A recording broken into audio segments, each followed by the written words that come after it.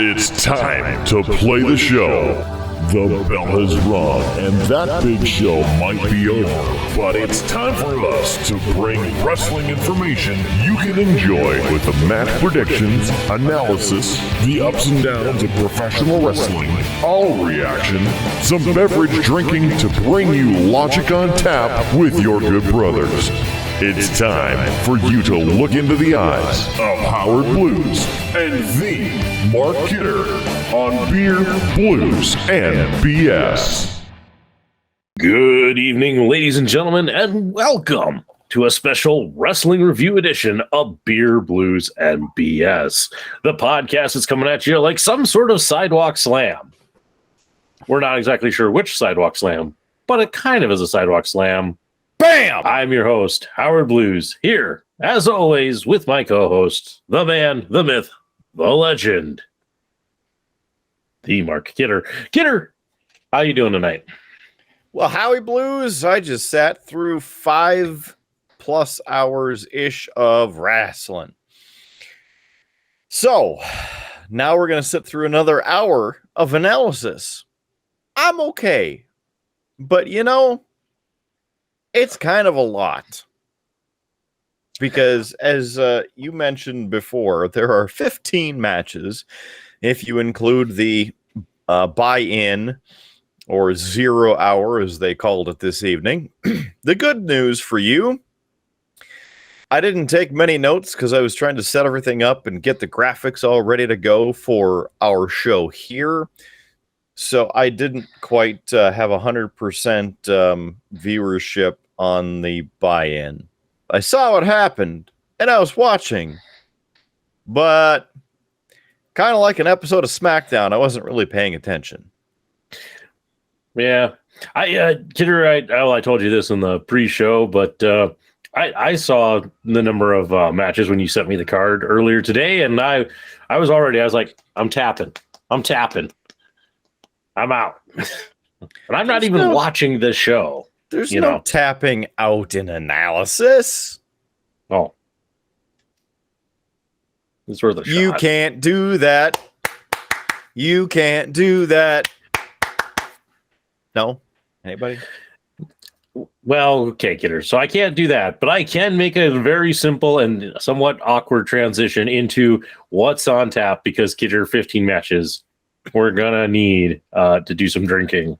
So, and hey, because if you're a local or a local's not the right word. Loyal. There's the word I'm looking for.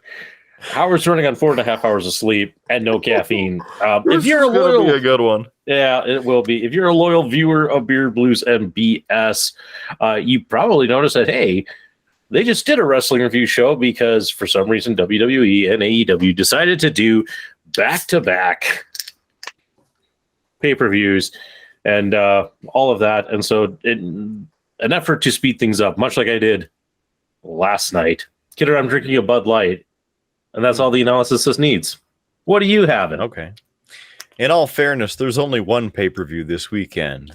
Last night, it was a premium live event, which if you want a premium t-shirt, you can get your own at beerbluesbs.com. Just click on merch at the top of the page, please. Now, because I am thirsty already, and I feel like punishing myself a little bit more, this one comes direct to us from Des Moines itself. No, not the beverage I'm going to have. It is not made in Des Moines. It was just purchased in Des Moines by a certain rude boy Kyle. So this what's on tap is from him because he said we needed to bring some of these back up this way. It's a Topo Chico hard seltzer, spiked sparkling water, exotic pineapple. Ooh. Naturally flavored with other natural flavors. Does that not seem like a redundant lesson in redundancy? Naturally flavored with other natural flavors? There's 2 grams of sugar in this, 4.7% alcohol by volume. It's gluten-free and added minerals for taste.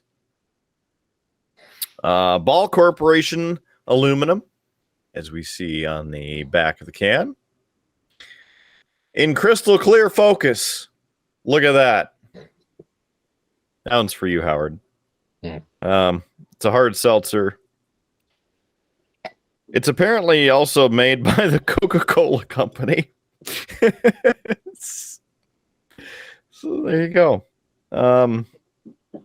Drink responsibly. Yeah, there's nothing really else on there. But here's the best thing about this. It's a slim can. Got it in the slim can koozie.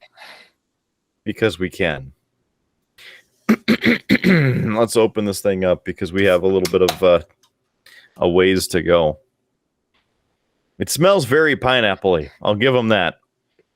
So maybe this was stored in a room full of pineapple.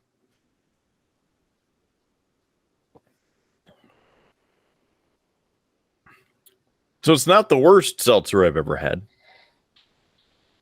I will say that right at the top of the taste, like right when you first hits your tongue, you get the pineapple and you're like, oh, this could be good. Perhaps like an Ace Pineapple Ale. And then it just goes downhill from there. So let's get on with this thing. you know, Kidder, but what? Before we do, What?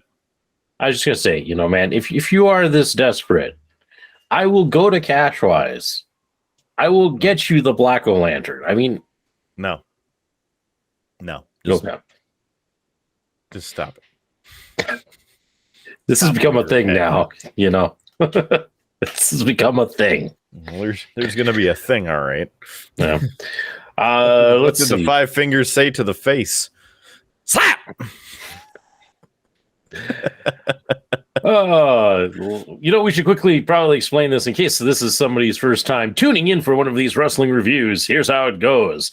Kidder has watched the show. I haven't watched the show because I have kids and they demand all my attention and such. So Kidder has sat through the show. I haven't, but because we have been watching wrestling and pay-per-views and to lesser extent the live premium events for years, we have developed a game where we take predictions and see who can get the most guesses right. We now have for those of you watching on YouTube, a fancy scoreboard that you can actually see and keep along as we play and see. Sometimes we bet on these things and the loser drinks weird stuff. At least we did it that one time. We might do it again. You know, people said that they enjoyed that particular bit of torture.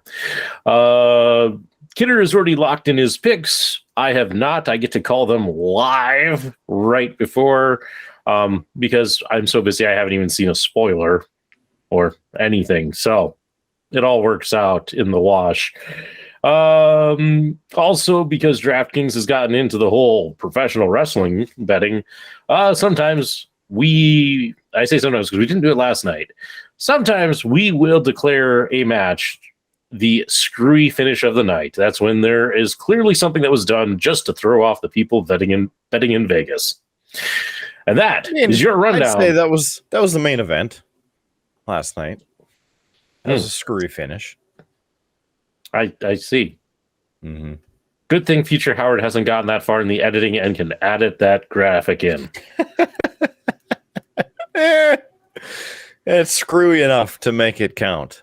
So, are you ready for this? No, but we should start anyway. Okay. So, here we go. Again, tonight it was called 0 Hour, not the official buy-in. So there's that. And on this, we had 4 matches. First one being 6 minutes in length. The second one being 3 minutes, 55 seconds. Third one, 12:25. And the fourth, 13:25. Again, I didn't quite watch all of these with 100%.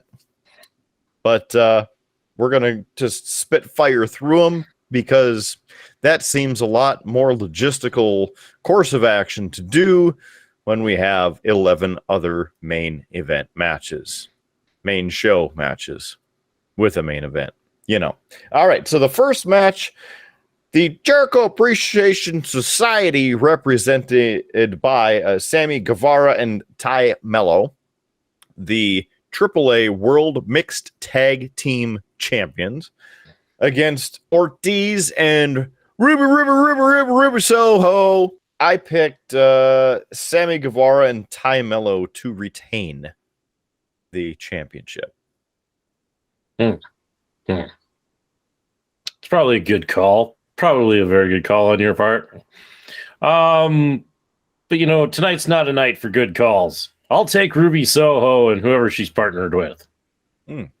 Ortiz. Mm-hmm. I was very much hoping for Ruby Soho and Ortiz to get it because why not?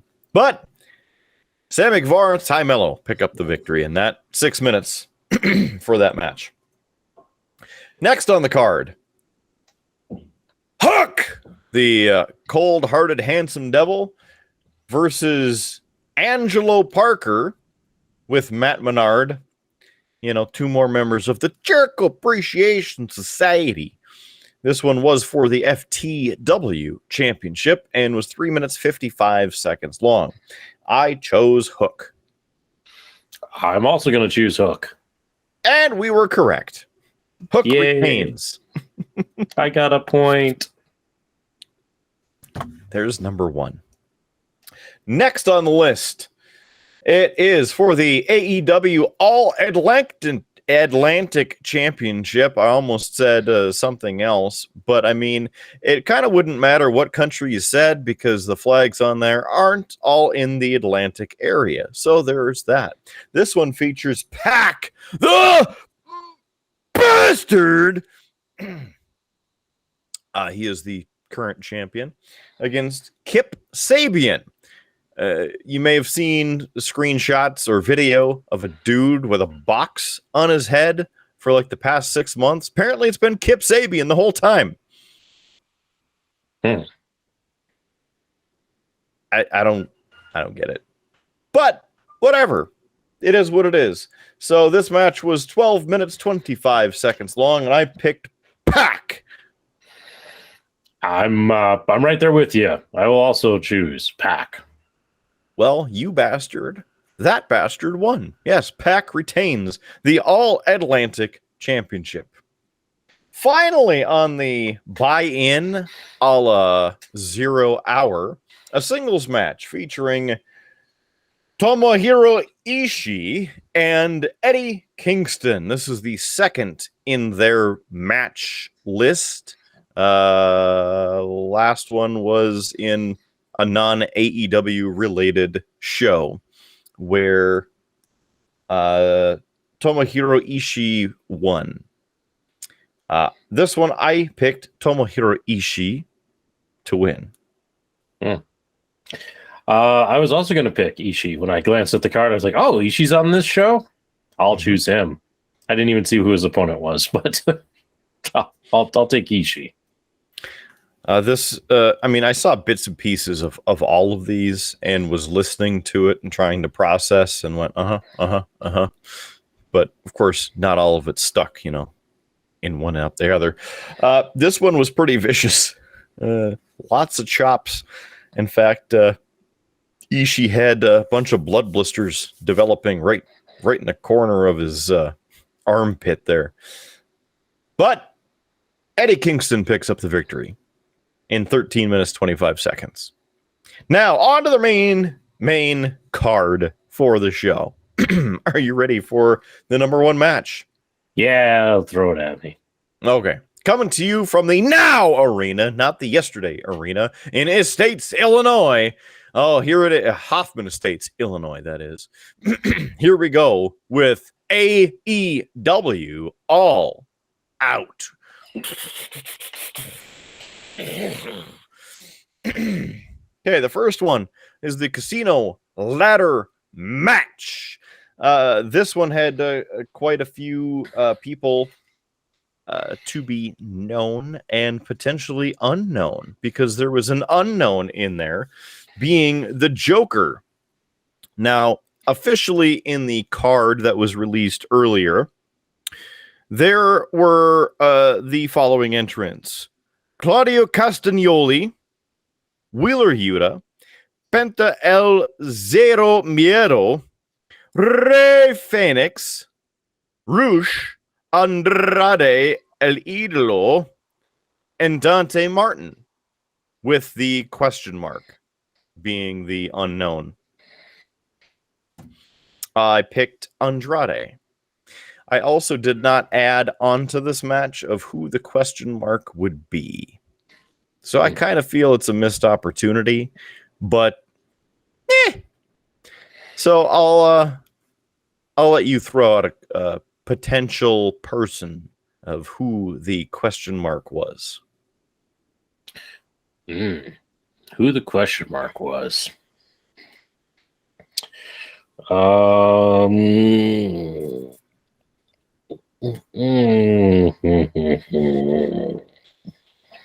You know, I'm trying to think, because a lot of this, what they have done in the past is they have made the Joker be kind of a new or a debut.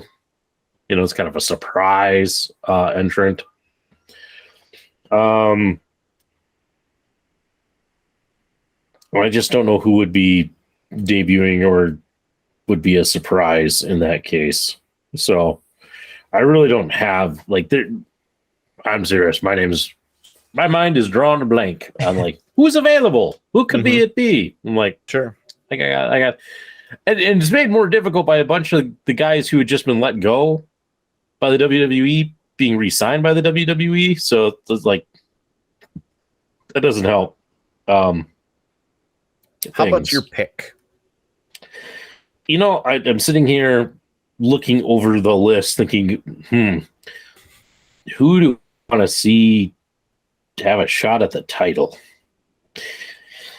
And it's kind of weird because Claudio and Wheeler Yuta are on the same team. Penta and Rey Fénix tend to be on the same team. So some interesting things there. But Claudio and Wheeler are also on Jon Moxley's team.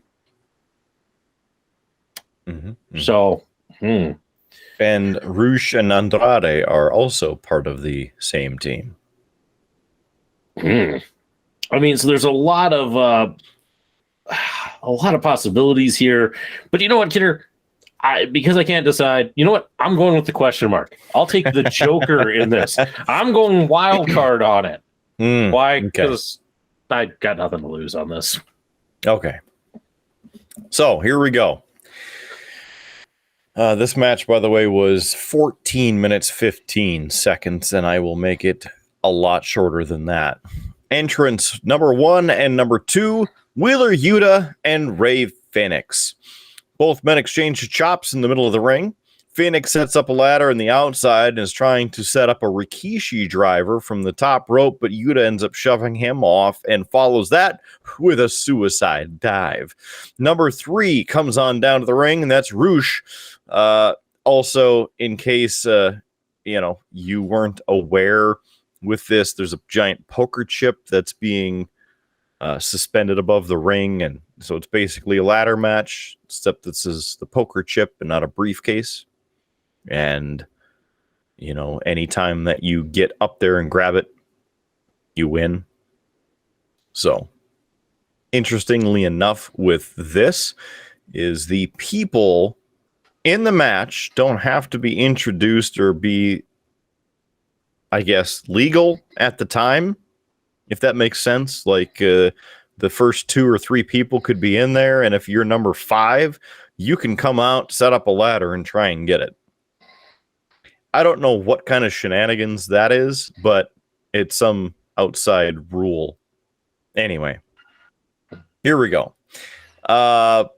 Rush to Yuta with a belly-to-belly onto the ladder, and then a tope con hilo from Fénix. Number 4 entrant is Andrade. Rush is in the ring by himself, waits for Andrade to get into the ring, but neither go to get the chip. Kind of weird, right? So LFI toss both Yuta and Fénix into ladders. They climb up ladders themselves, but Yuta is able to make the save there. There's a sunset flip power bomb by Andrade onto Yuta with the draped ladder. It looked like it hurt. Entrant number 5 now makes his way to the ring, and that is your Ring of Honor World Heavyweight Champion, Claudio Castagnoli.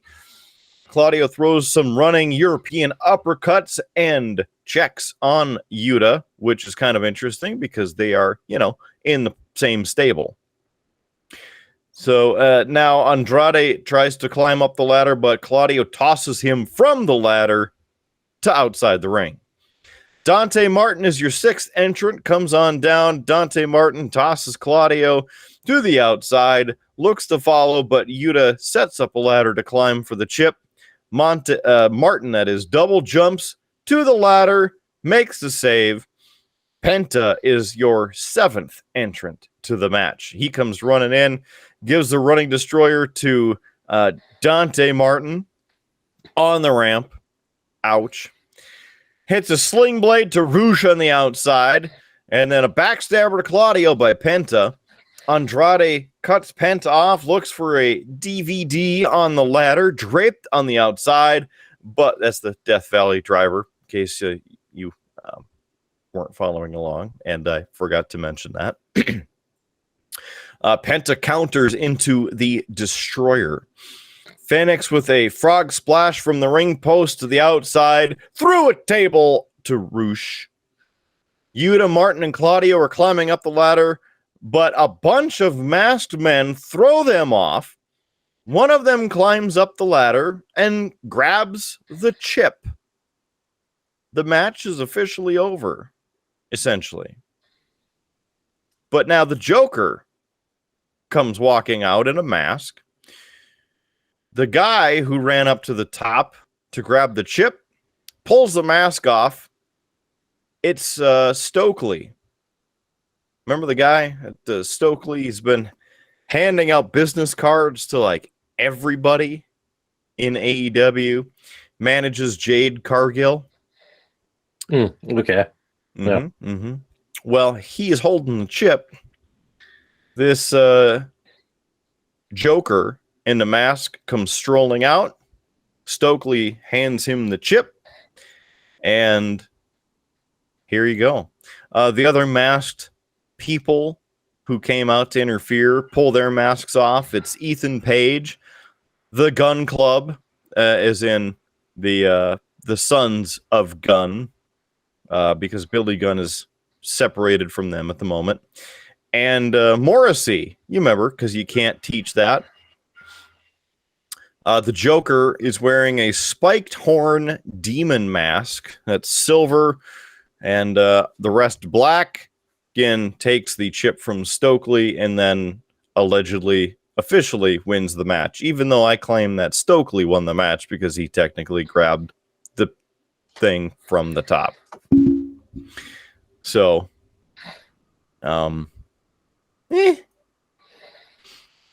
What are your thoughts on the end there? I mean, because Stokely's the one who grabbed the damn thing. Yeah, although if he's not an official entrant, I could see that wouldn't count, because otherwise you would have other people. WWE would have already exploited that take of somebody not in the match running out and grabbing the briefcase and doing that. I will say, Kidder, and you'll have to correct me if I'm wrong on this, because I haven't seen the whole the whole event. You have, but this sounds like a very strong candidate, and is probably the screwy finish of the night. Because I don't know that you can have anything more screwy than this. Somebody coming out, grabbing the chip, and handing it over. I'm thinking, yes, I will go with it. All right. Wow. Match number 1. Screwy finish of the night. Your DraftKings. Screwy finish of the night. Not officially brought to you by DraftKings. Love that little asterisk on there. Wonderful. All right. So, both of us, a big 0. Next match. I said the Joker. No, that's right. Here, all right. Well, let's continue on. Next match is the Elite, as in Kenny Omega and the Young Bucks, Matt and Nick Jackson, with Brandon Cutler and Michael Nakazawa versus the Dark Order, Alex Reynolds, John Silver, and Hangman Adam Page. This for the inaugural crowning of the AEW World Trios Championship. 19 minutes, 50 seconds long. I chose the Elite. I was going to choose the Elite as well, because when AEW started up, the Elite kind of did this really kind of classy thing of not being the first champions. You know, nothing better than them, because they could have. It's like, hey, we're going to be the inaugural champions in our company, but they weren't. So being that this is a new set of titles, this is kind of a nice way that they could do that. So I was going to choose the Elite. Okay. So Elite and Elite again. 19 minutes, 50 seconds long. Here we go. Grab a beverage. Hangman and Nick Jackson start. There's a shoulder block by Page as both men trade some empty lariats and cartwheels. Yes, very, very athletic. Matt Jackson and Alex Reynolds are now in, and they're trading headlock takeovers. Matt then disrespects Reynolds, and Reynolds responds with a double leg and, a little ground and pound. Page comes in, jaws with Matt before Kenny tags in, and the arena goes a little bit nuts. Omega muscles Page into Page's own corner, which allows John Silver to make the blind tag and attack Kenny Omega from the back. There's a double drop toe hold. I need another drink by John Silver and Reynolds, and a double drop kick on top of that. Now Silver focuses on the arm of Omega before Page tags himself in and pulls Silver off Omega's injured arm. Omega takes advantage and delivers some chops to Page, but Page responds with a big boot and a fall-away slam. Double jump lariat to Omega, but Matt Jackson catches him with the anti-air super kick. Sent on to a draped Page by Nick and a twisting placenta to Silver and Reynolds. I said placenta. It's not a placenta. It's a planka. Is it time to go to bed yet? Are we done with this? No. Not yet. Kidder, somebody listening could easily start their own drinking game. Every time either Howard or Kidder misspeaks, take a drink. I mean, that would be like the Triple B home game. That'd be good. We should start that. Or maybe like Local Geek. He can start that. He seems to be into drinking. So, big savage elbow now. The tribute to the Macho Man. Off the top rope by Matt, and then gets 2 count on Hangman. Another fist drop combo by the Bucks as Nick gets the tag. Drop toe hold by Matt onto Nick's knee, and a Kitaro crusher by Kenny Omega to Page. Then the You Can't Escape by Kenny gets reversed by Hangman, and then he plants him with the Death Valley driver. Silver's now in and clears the ring because Johnny Hungy. The as we continue, Silver goes nuts on Matt, a running European by Cutler, and a big boot to Nakazawa. And then a brainbuster and suicide dive combo by the Dark Order to Nick on the outside, which is a pretty cool spot. The spin doctor to Matt by Silver, then a 2 count. Double suplex attempt by Dark Order, but Matt Jackson reverses with the double Northern Lights suplex before taking in Kenny Omega. Crossbody to Silver, Snapdragon to Reynolds, another Snapdragon over to Hangman, now a Snapdragon and on Silver, and the Dark Order catches Kenny in the corner with some lariats. An enziguri and stunner and German suplex combo. Jackknife cover by Reynolds, another 2 count. Super kicks by the Bucks to Hangman's and Reynolds. A V trigger to Silver, and then the Terminator takes everyone out on the outside. Moonsault by Hangman takes out Nick on the outside as the Dark Order get back into the ring. A pendulum bomb by the Dark Order, but Nick Jackson breaks up the pinfall by a senton. A running knee into the corner by Nick to John Silver. Reynolds and Silver in the box super kick each other, and now everybody is down on the ground. Omega and Hangman are now face to face, but neither man's legal, so the refs start, kicking them out because they're not the legal people. Omega and Hangman each drag their fallen partner to the corner and tag themselves in. People start getting a little crazy in the arena. There's a big boot by Hangman, a V-trigger by Omega, J Driller by Omega. 1, 2, nope, not quite yet. Omega goes up to the top. Page follows. There's a back flip fall away slam by Hangman to Omega off the top. Buckshot to the back of Omega's head. Hangman looks for the buckshot on Omega, but Matt distracts him and Omega falls as Nick comes in with a buckshot from behind to Hangman. The BTE trigger. Reynolds makes a save. Super, super close 2 count. Silver rolls up Omega from behind for another close 2 count there. A V trigger by Omega, 1 winged angel, but Silver ends up rolling through for another very close 2 count. The crowd keeps going nuts, pushing the match even farther. Hangman looks for a buckshot, but Omega ducks and Silver gets blasted. Hangman then gets thrown to the outside. Omega makes the cover. 1, 2, there's 3. The winners and the new AEW World Trios Champions, the Elite. Hangman looked like he had got blown up too. Howard's thoughts? Howard's first thought is that he dropped his pen. But otherwise, it sounds like this wasn't too terrible of a match, and kind of what I would expect from the participants involved. I mean, Hangman is a great worker.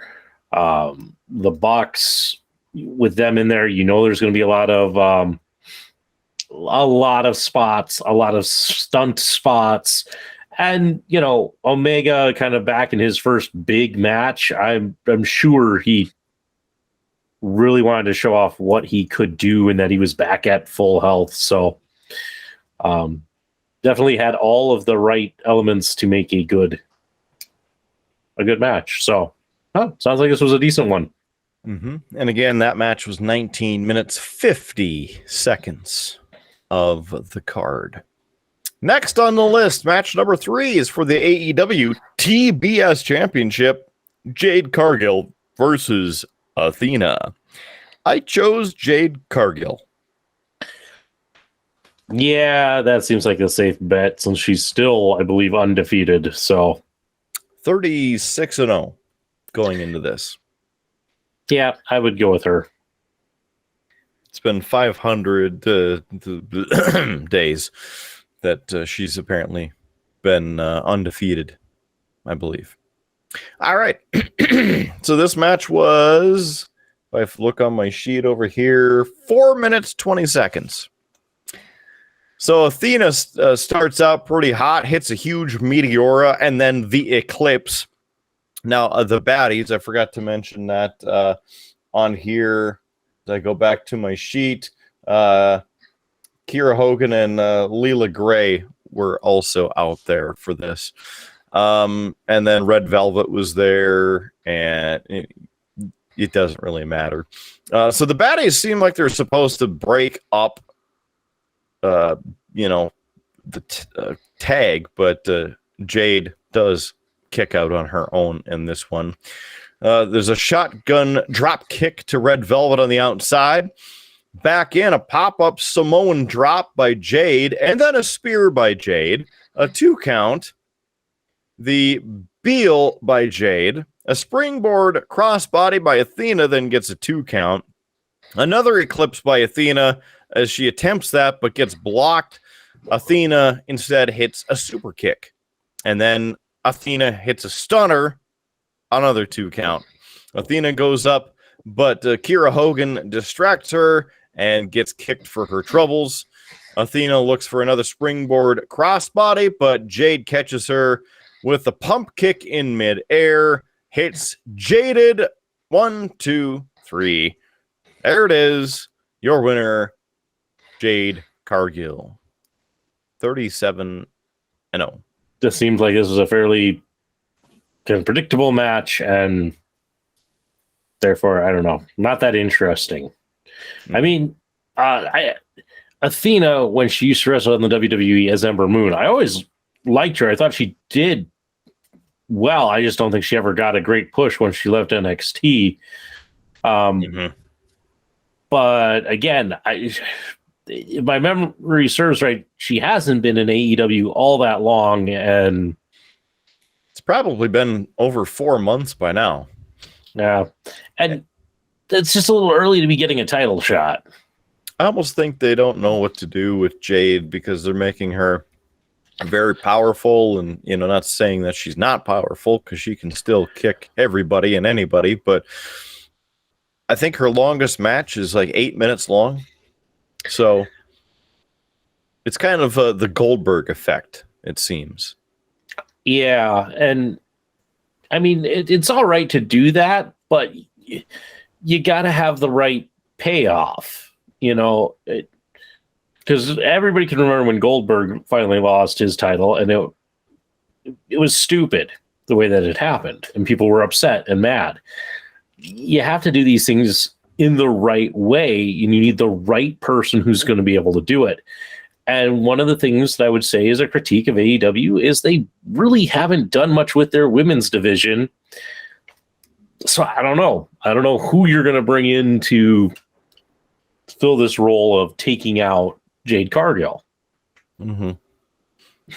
Yeah. As a side note with the women's division, if you remember Tyson Kidd from WWE, who's married to Natalia. Mm-hmm. He, of course, was injured in 2015 and unable to wrestle anymore, which I guess he's okay with. He just had posted a few things about being okay with never wrestling again. And on top of that, he had a settlement from WWE in the $10 to $25 million range, and now has a $125,000 per year contract with a no cut clause. And he's been doing work with the women's division for a year or two now. So good for him. Sad that he can't wrestle anymore. Yeah. It's also why Samoa Joe got punished a lot, because Samoa Joe was the one who delivered the move that basically finished Tyson's career. But that's neither here nor there, because we're talking AEW tonight. All right. Match number 4. This one features for nothing. It's a 6-man tag team match. Wardlow with FTR versus the Motor City Machine Guns and Jay Lethal. 16 minutes, 30 seconds with this one. Because I have really come to love FTR, I went with Wardlow and FTR. I was going to say, I'm a big FTR fan from the time that I got introduced to them back when they were at NXT. So, I'm picking FTR. So, okay, off we go.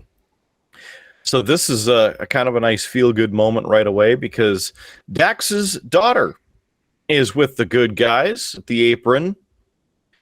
Lethal and Wardlow end up starting the match after they get things going. Jay Lethal spits on Wardlow, and Lethal uses his speed to evade a lot of Wardlow's angry attacks. Dax and Sabin are now legal at this point, and, well, not too bad. Arm wringer by Dax, but Sabin rolls out, hits an arm drag. Both men exchange a bunch of slaps, and now it's FTR versus MCMG. The shoulder blocks by Dax and some hard right hands. Shelley gets dropped as well. Now, the short arm clothesline sends Sabin to the outside. Shelley distracts Dax, which allows Sabin to hit the cutter. Dax fights back with some heavy chops and back suplex before tagging in Cash. Assisted leg drop by FTR, 2 count. The European uppercut by Cash, and Wardlow gets the tag. MCMG now try to suplex Wardlow, but get reversed, and Wardlow suplexes both of them. A tag to Dax, but Shelley distracts the referee, allows Jay Lethal to thrust kick Dax. Now a Manhattan drop, but a drop kick to the knee with a roll through basement drop kick by MCMG.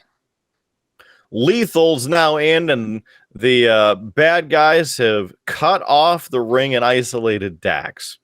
There's a bunch of quick tags as Dax fights out, and he's finally able to get across the ring and tag in Cash. There's a knee lift to Shelley, short arm lariat to Shelley, a 2 count. Sliced bread attempt by Shelley, but it gets reversed into a gory bomb for a 2 count. Sabin's now in, breaks up the pin, and allows Shelley to drop kick Cash's leg. Jay Lethal's now in with a figure 4 is applied with a bunch of woos. Cash gets to the ropes, but the damage has been done. Lethal and Wardlow get in there. They're legal now, and Wardlow has spine-bustered pretty much anyone and everyone who's opposing him. An F10 by Wardlow to Jay Lethal, a 2 count. MCMG pull FTR off the apron and hit stereo super kicks. I mean, who do they think they are? The Elite? Anyway, Wardlow grabs MCMG, but Singh hits him with a right hand that drops him. There's a 2 count by Lethal. Sabin hits a suicide dive, takes out FTR on the outside of the ring. Wardlow is in the tree of woe at this point as MCMG and Lethal hit 3 sliding drop kicks in a row. Jay Lethal goes up on top, hits the Savage Elbow. 1, 2, that's a quick 2 count. FTR gets back in, slingshot powerbomb by Dax to Sabin, and then a big rigged FTR from over to Shelley there. So Shelley got the full brunt of that big rig. Double lethal injection to FTR by Lethal, but there's a quick lariat by Wardlow, powerbomb to Jay Lethal, and then, well, Jay Lethal gets another one that is, and then, well, Jay Lethal gets picked up and powerbombed again, so he gets 3, and then, well, he gets picked up and he gets power bombed again. So there's 4 power bombs. A 1, 2, 3. Wardlow gets the pin. FTR and Wardlow pick up the victory on this match. As I was throwing out a bunch of the other names there that we of course didn't talk about. First of all, Wardlow and FTR of Cash Wheeler and Dax Harwood versus Jay Lethal and the Motor City Machine Guns, who are Chris Sabin and Alex Shelley. They also had Satnam Singh and Sanjay Dutt at ringside. So now you have all the names of the 8 people who were at ringside there. I should say 9 because Dax's daughter was there, and she actually ended up getting the pin. So that was a nice little moment there. So your quick thoughts? Sounds like a decent match. So, but I mean, it's hard to have a bad match with FTR, in the ring. And it doesn't surprise me that they use this as another opportunity to make Wardlow look like a powerhouse. I think they are really building him to eventually give it a year or a couple of years, and I'm sure you will see Wardlow as the main title holder. I think they're really working on making that kind of push and kind of building him up already. So, So as they're finishing this up, it just so happened that Sanjay Singh and Motor City Machine Guns were in the ring, and they were running their mouths to everybody, and some music starts playing. Bum, Bob, bob, bob, bob, bob. Up, Samoa Joe. Here he is. He comes on out. And there's been some bad blood between those guys and Samoa Joe. So Joe gets in the ring and hits Singh with the belt, because if you remember, Samoa Joe is a Ring of Honor something or other champion. Television champion, I believe. And then Dax's daughter, Finley, is there, like I mentioned before. Sanjay's in the ring begging for mercy with Joe. Finley ends up slapping his pencil as Dax drops him with a right hand. Finley puts her foot on Sanjay, and then the ref counted to 3 on him as well. And Samoa Joe got busted open on his forehead, and he was laughing. All right. On to the next one. Match number 5. It's Absolute Ricky Starks and Powerhouse Hobbs. This match, 5 minutes, 5 seconds. For this one, I went with my boy from New Orleans, Ricky Starks. You know, I don't really have a feeling on like either of these guys or storyline or anything. So, well, they used to be friends. They used to be part of Taz's stable. They were best buds. And then in the promo, I was never your friend. That's what Powerhouse Hobbs said to Ricky Starks. Anyway, so it's like an AEW storyline. You know what? We're tied right now points wise. So I'll take Powerhouse Hobbs. We'll break the tie. Somebody's taking the lead in this match. There, I actually made this match interesting.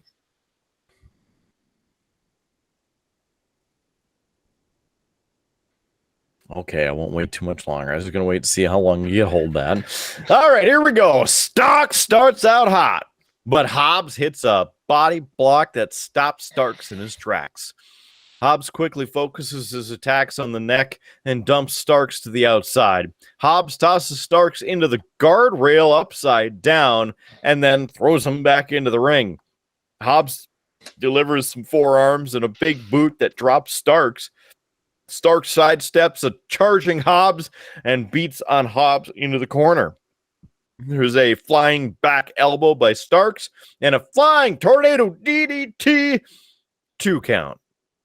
Starks flips out of a back body drop attempt, hits the ropes hard, looking for the spear, but Hobbs grabs him, plants him with a spine buster. 1, 2, 3, it's over. Powerhouse Hobbs picks up the victory in a very, very quick match. All right, we're done with that. Next on the card, it's for the AEW World Tag Team Championship. And this is Swerve in Our Glory. That's Keith Lee and Swerve Strickland versus the Acclaimed Anthony Bowens and Max Caster, accompanied by Mr. Ass, Daddy Ass himself, Billy Gunn. I picked Swerve in Our Glory to retain. That was also who I was looking to go with, just because... I don't know. I know I don't watch AEW on the regular, but the Acclaimed seem... They just... I don't know. They don't seem like a team that's worthy of the title. You know, they seem more like a comedy act. They are. But interestingly enough, they have the most wins of any tag team in AEW. Well, I could be wrong on this one, but I'll stick with Swerve. Okay. So here we go. This match was 22 minutes, 30 seconds. All right. Max Caster, as you know, they rap as they come out to the ring, and usually they are hilarious. So they refer to Keith Lee as Lizzo, and they have the crowd getting behind the Acclaimed, because, you know, Keith Lee's got the bask in his glory to the White Stripe Seven Nation Army, over and over. Well, Yeah. they happen to start something tonight. Oh, scissor me daddy. Oh, scissor me daddy. So, yes, that was hilarious. And it went on through a lot of the match, which was great. So here we go. It's Bowens and Swerve starting out the match. There's a quick roll up by Bowens, but Swerve picks the leg and tags Lee. Caster is in now, tries a shoulder block, but no avail. Caster flips out of a bail attempt and delivers the Little Guerrero shimmy. Drop down and leapfrog by Keith Lee after Caster hits the ropes, and Caster doesn't like that. Drop kick by Caster, followed by a diving Hurricane Rana from the middle rope. Drop kick by Caster to Lee, by Bowens to Swerve, and a double drop kick by the Acclaimed to Swerve in our glory.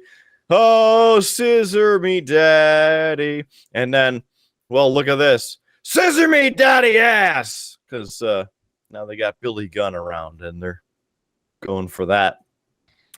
So champs start getting a little bit of action again. Lee's back inside. Now he's pissed. Hits a body block on prone Caster from behind.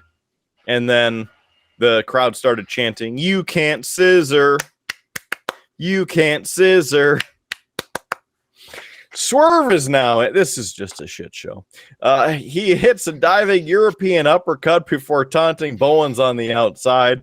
Swerve holds Caster in the corner, tags Lee, who delivers two giant upper hand chops. Lee puts Caster on the top rope, but Caster's able to push Lee off and hit a diving cutter from the second rope. Bowens and Swerve are in now as Bowens hits a pair of clotheslines before a ripcord diving neck breaker. Brainbuster by Bowens, 2 count. Big boot by Bowens, who tries to come off the top rope, but he slips. Rough Rider by Bowens, as both men are now down to the referee, and Daddy Ass are checking on Bowens. Swerve tosses Bowens hard to the outside and tells Acid Caster to suck it.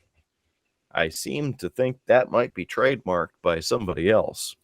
Swerve calls an audible, focuses the attack on Bowens' knee. Double team assist, knee breaker by Swerve in our glory by Bowens, and the crowd now is even more invested. They're getting going. Body splash by Lee to Bowens' injured leg. If you remember, Bowens was out for quite a while, had to have some knee surgery, and that's when the Gun Club and the Acclaimed were kind of paired together to give them all something to do. Now a running avalanche in the corner by Lee and another double upper hand chop, but this time to Bowens. A huge bail to Bowens by Lee. Bowens comes off the second turnbuckle with a blockbuster. Caster's now in. Caster clears the ring, takes out Swerve with a dive to the outside. A diving crossbody off the top rope by Caster to Lee. Quick 2 count. Running elbows in the corner now is Lee and Caster. They're trying to get Lee up into a fireman's carry, but can't. Pounce by Lee, but Caster moves. Lee destroys Swerve. Sliding knee by Bowens, and another 2 count on Lee. A headbutt by Lee to Caster. Lee kicks Bowens' leg from underneath him. Lee heads up to the top rope, and then guess what? There's Caster. Bowens and Caster with a double team superplex to Keith Lee as Swerve makes a blind tag to Lee as he goes over. Swerve lands the Swerve stomp to Bowens, then puts a half crab with vicious head stomps to Bowens, who's about to tap, but here comes Caster with a springboard missile drop kick to Swerve's head. Caster's now in. Swerve hits a running back kick, but Caster gets a 2 count. Swerve looks for the springboard from the outside, but Bowens trips him up. Bowens holds Swerve off from the apron. Caster comes off the top with a mic drop. Lee is back in now, but Daddy Ass gets in his face. The super kick by Caster, the FU by Caster to Lee, and now Bowens is in. The arrival by Bowens, and Caster comes off the top with the mic drop. Lee almost didn't make it to break up the 3 count. The crowd was actually chanting bullshit because it was so close. Because they saw apparently 3 count. But it was 2. It was only 2. Now, Swerve is on the apron, hits the Death Valley driver to Caster. Bowens is the legal man now. Swerve attacks his knee, and then there's a miscommunication. Swerve kicks Lee in the face. There's a 2 count. Very close to 2 count. Twisting DDT by Bowens to Swerve. Bowens looks for a hurricane run on Lee, but Lee holds on to Swerve, and Swerve holds on to him, and Swerve comes out of nowhere. And then Swerve in our glory. There it is. Now 1, 2, and 3. The winners and still the AEW World Tag Team Champions, the Swerve in Our Glory team. Mm-hmm. The Acclaimed were cheered quite heavily. It sounds like that. It actually kind of surprises me as you kind of went through this match, because as I said, to me they seemed more like a comedy act, more, and not like the comedy act that I'm used to with tag teams where they don't get much of anything for a shot. Mm-hmm. It's more of, it's more for kind of the comedic interest, like when you had Hook and Danhausen, Hookhausen. Right? Yeah, I mean, it's there more for the comedic appeal of it. It's not like you ever expect them to have a run with the titles. Yep. So, and they won, but of course, not going to win the titles. Right. And so that's kind of the thing with this. So colored me surprised on this one, Kidder. I mean, the outcome is what I predicted, but I'm surprised at just kind of how over it sounds like they got and were in this match. They were quite over.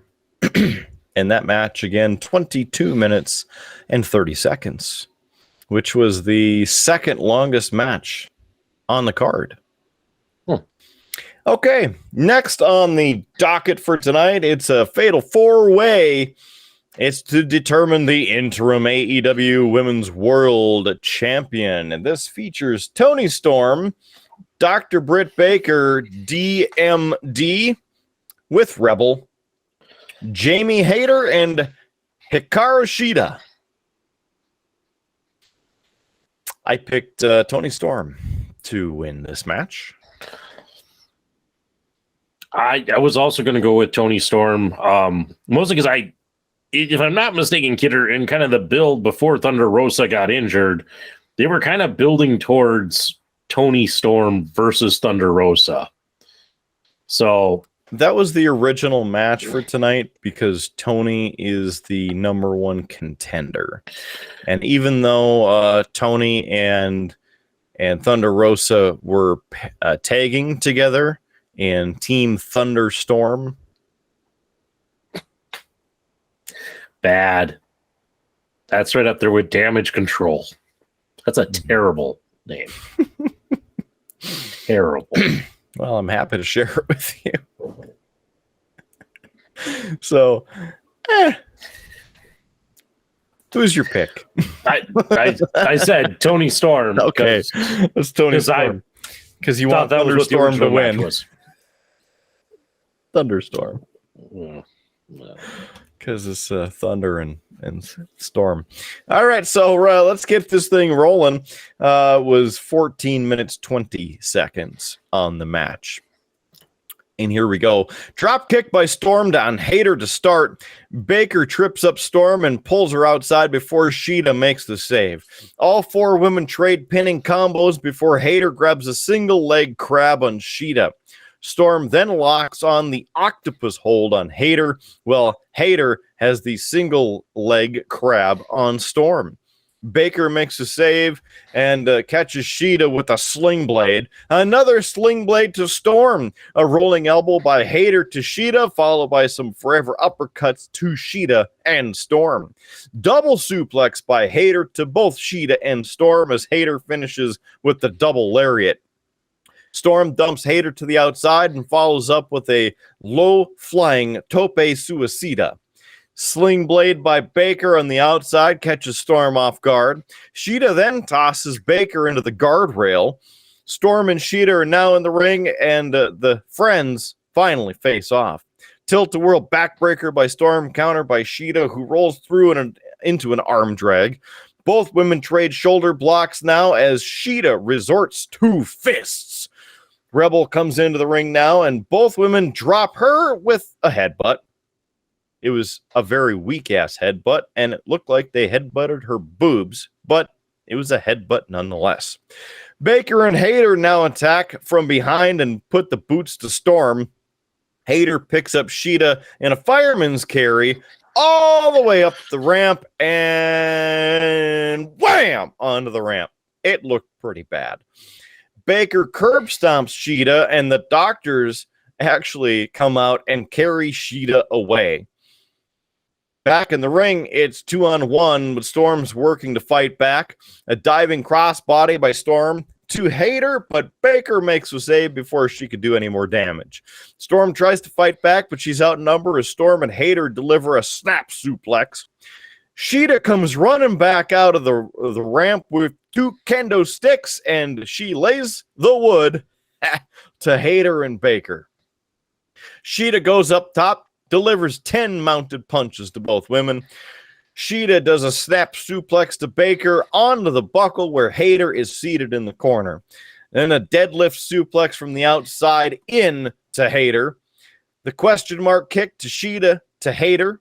From Sheeta to Hayter, that is.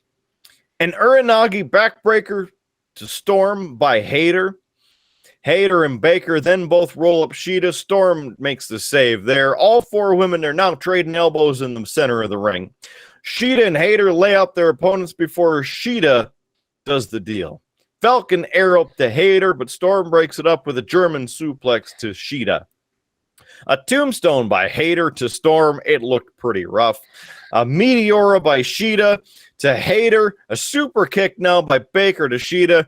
Twisting neckbreaker to Sheeta by Baker, and then a curb stomp. 1, 2. That's a close 2 count. Baker puts on the glove. But Storm dumps her to the outside as Hayter hits the Rainmaker. Another 2 count. Baker pulls the referee out as Hayter was about to get the 3 count. Hayter's pissed now at Baker, and Baker's like, I'm sorry, I got to do what I got to do, kind of thing. Storm hits the Storm Zero to Hayter. Baker rolls in, tosses Storm, gets the 2 count. That's a very, very, very close 2 count. Baker looks for the lockjaw. Storm catches her with the Tornado DDT. And again, another Tornado DDT to Hayter. 1, 2, and 3. Your winner and new AEW Interim Women's World Champion is Toni Storm. Jamie Hayter was getting a huge pop from the crowd this match. Like, I've never heard such a huge pop for her, and I don't really know why. I couldn't tell you why, Kidder. I don't know. I haven't seen or heard anything that would make me think that she was rising in the ranks, but yeah. Otherwise, doesn't sound like a terrible, fit way. So, yeah. So there's that. All right. Match number 8. This match was with Christian Cage and Jungle Boy. And Jungle Boy said that he was coming out as his actual name. But anyway, I picked Christian Cage to win this match.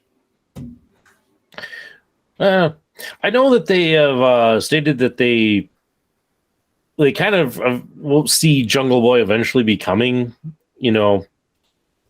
champion in the company. He's one of their kind of grown talent. So you know what? I'll pick Jungle Boy. I say the push starts tonight. They have him beat Christian Cage. Jack Perry as well. That's his actual name. He is the son of deceased actor Luke Perry. I actually knew that. A side note reminder. So this match was 20 seconds long, and here we go. Christian enters the arena first and goes over to Jungle Boy's mom and sister, who are ringside, and his mom, Rachel, slaps Christian in the face. So Jungle Boy's music hits, and he starts coming out, and he's looking around because I guess Luchasaurus is supposed to be there, but Luchasaurus comes out of the heel tunnel, comes over to Jungle Boy, choke slams him on the pyro grid, the steel corrugated piece. It looked like that sumbitch hurt. So then Luchasaurus picks him up and hits the dinosaur's edge through a table just to the side of that before picking him up and then basically taking him to the ring and dumping him next to the ring. Jungle Boy finally, gets up, gets into the corner of the ring, and Aubrey, the ref, Aubrey Edwards, was like, "You don't have to do this." And Jungle Boy's like, "I'm fine. I'm going to do this." He gets up to his feet, rings the bell, start the match, and Christian comes flying in with a spear, pins him, 2 count. Yes, a kick out. And then Christian picks him up, hits the kill switch. 1, 2, and 3. Your winner in 20 seconds there is Christian Cage. A side note, it's kind of been interesting because Luchasaurus has been good guy, bad guy, good guy, bad guy. Who does he think he is, Big Show? I don't have much to say, Kidder. It was 20 seconds. I got it wrong. That's one match that you can actually watch, though. You have time for.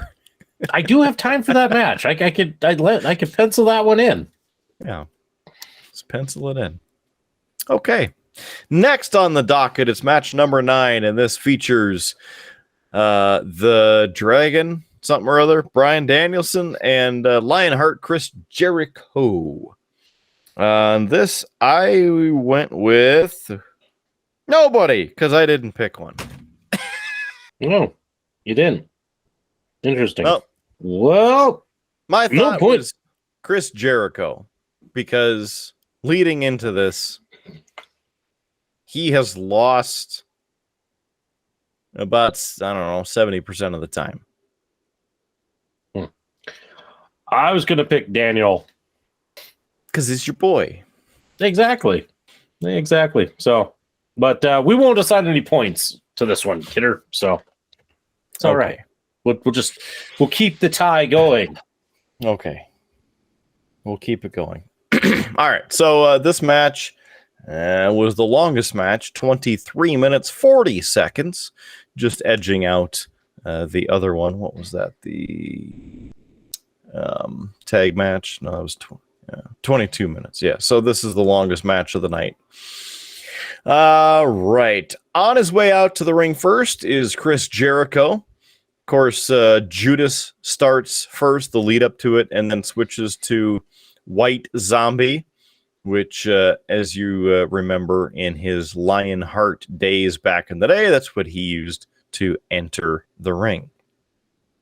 Regal comes out, joins commentary, and now Bryan Danielson's turn to head on out to the ring. And Bryan Danielson isn't anywhere seen. This skinny dude comes walking out without a shirt, got some chains on. He's got a microphone. Turns out he's the dude who sings the words in Bryan Danielson's theme song that you can never understand. or care about and don't need to be there. But apparently they're buddies. Bryan Danielson got his little entrance sang. So, as you know, this match is going to be a slobber knocker. Here we go. Danielson and Jericho exchange a bunch of heavy chops right away. And Danielson's got that, I'm kind of enjoying this look. So now Jericho and Danielson start getting more vicious with the chops. Danielson continues to try and shake it off. Danielson gets a takedown into a mount and looks for some palm strikes, but instead gets off of Jericho just to let him know the position he was in. Jericho looks for the deep cradle, but Danielson rolls through into a surfboard with a nose grip, but can't lock it up. So Danielson gets double his weight on the back of Jericho's legs. Jericho looks for the guillotine choke, but Danielson pops his head out and delivers a little bit of ground and pound with some elbows. A side Russian leg sweep by Jericho, and Jericho swings his leg over into a double arm bar. Danielson with an Indian deathlock now, but Jericho's able to escape that. Jericho is up at this point, lays into Danielson with some more chops before catching Danielson with a double underhook backbreaker. Danielson's on his knee, and Jericho is slapping him in the face. Danielson crosses his legs and asks for some more, and Jericho hits him with some more. Jericho's now with a running elbow strike that sends Danielson to the outside of the ring.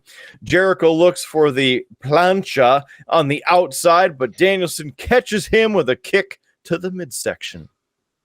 A running knee off the apron by Danielson. Danielson sends Jericho back into the ring before coming off the top rope with a shotgun drop kick. Now, Jericho grabs a hold of a leg and attempts the lion tamer, but Danielson's able to get out. Some more yes kicks by Danielson in the corner. Danielson sits Jericho on the top rope and attempts a hurricane rana, but Jericho holds on, jumps off the top rope, and sits down into the walls of Jericho. Danielson sneaks out the back door, grabs a cradle for a 2 count. Jericho rolls to the outside. Danielson follows with a tope suicida. Jericho's placed in the corner of the 2 railing area, and Danielson lays into Jericho's chest with more chops and kicks. Danielson goes back into the ring, but now gets crotched up top. Jericho heads up to the top, tries the Frankensteiner. Danielson shoves Jericho off and comes off the top with a headbutt, but he missed. Jericho is looking for a lion salt, but Danielson gets his knees up. A catapult by Jericho as Danielson skins the cat, but walks into a tombstone attempt. Both men trade reversals, but Jericho winds up landing the tombstone, followed by the lion salt. A quick 2 count there, and a running punt by Jericho. Judas effect attempt by Danielson, but he kicks the elbow. A high kick by Danielson, and he keeps kicking and kicking and kicking Jericho. Now wrist control and head stomps by Danielson. Grabs him in the label lock. Jericho looks for the ropes, but Danielson traps the far arm and rolls Jericho through to the other side, far away from the ropes. Jericho's inching toward the ropes, but Danielson again counters that. Jericho rolls on top and delivers some 12-6 elbows. The walls of Jericho's now locked in. Danielson rolls onto his shoulder, hits Jericho with some up kicks before locking in a triangle choke. Jericho gets over to the ropes and drapes Danielson neck first in the break. Codebreaker by Jericho in a 2 count. Lion tamer by Jericho with the knee in the back of the neck by Danielson. Danielson bridges out, barely gets to the bottom rope. A German suplex by Jericho, but Danielson ends up landing on his feet. Psycho knee by Danielson, another 2 count. Cattle mutilation. Jericho turns to his side, but Danielson remains in control and rains down the hammer and anvil elbows. The cattle mutilation is locked in again. Jericho's boot touches the rope, and Danielson got to break that hold. Jericho won't let go of the rope, so Danielson kicks his back until the 5 count. But they don't call the 5 count, just so you know.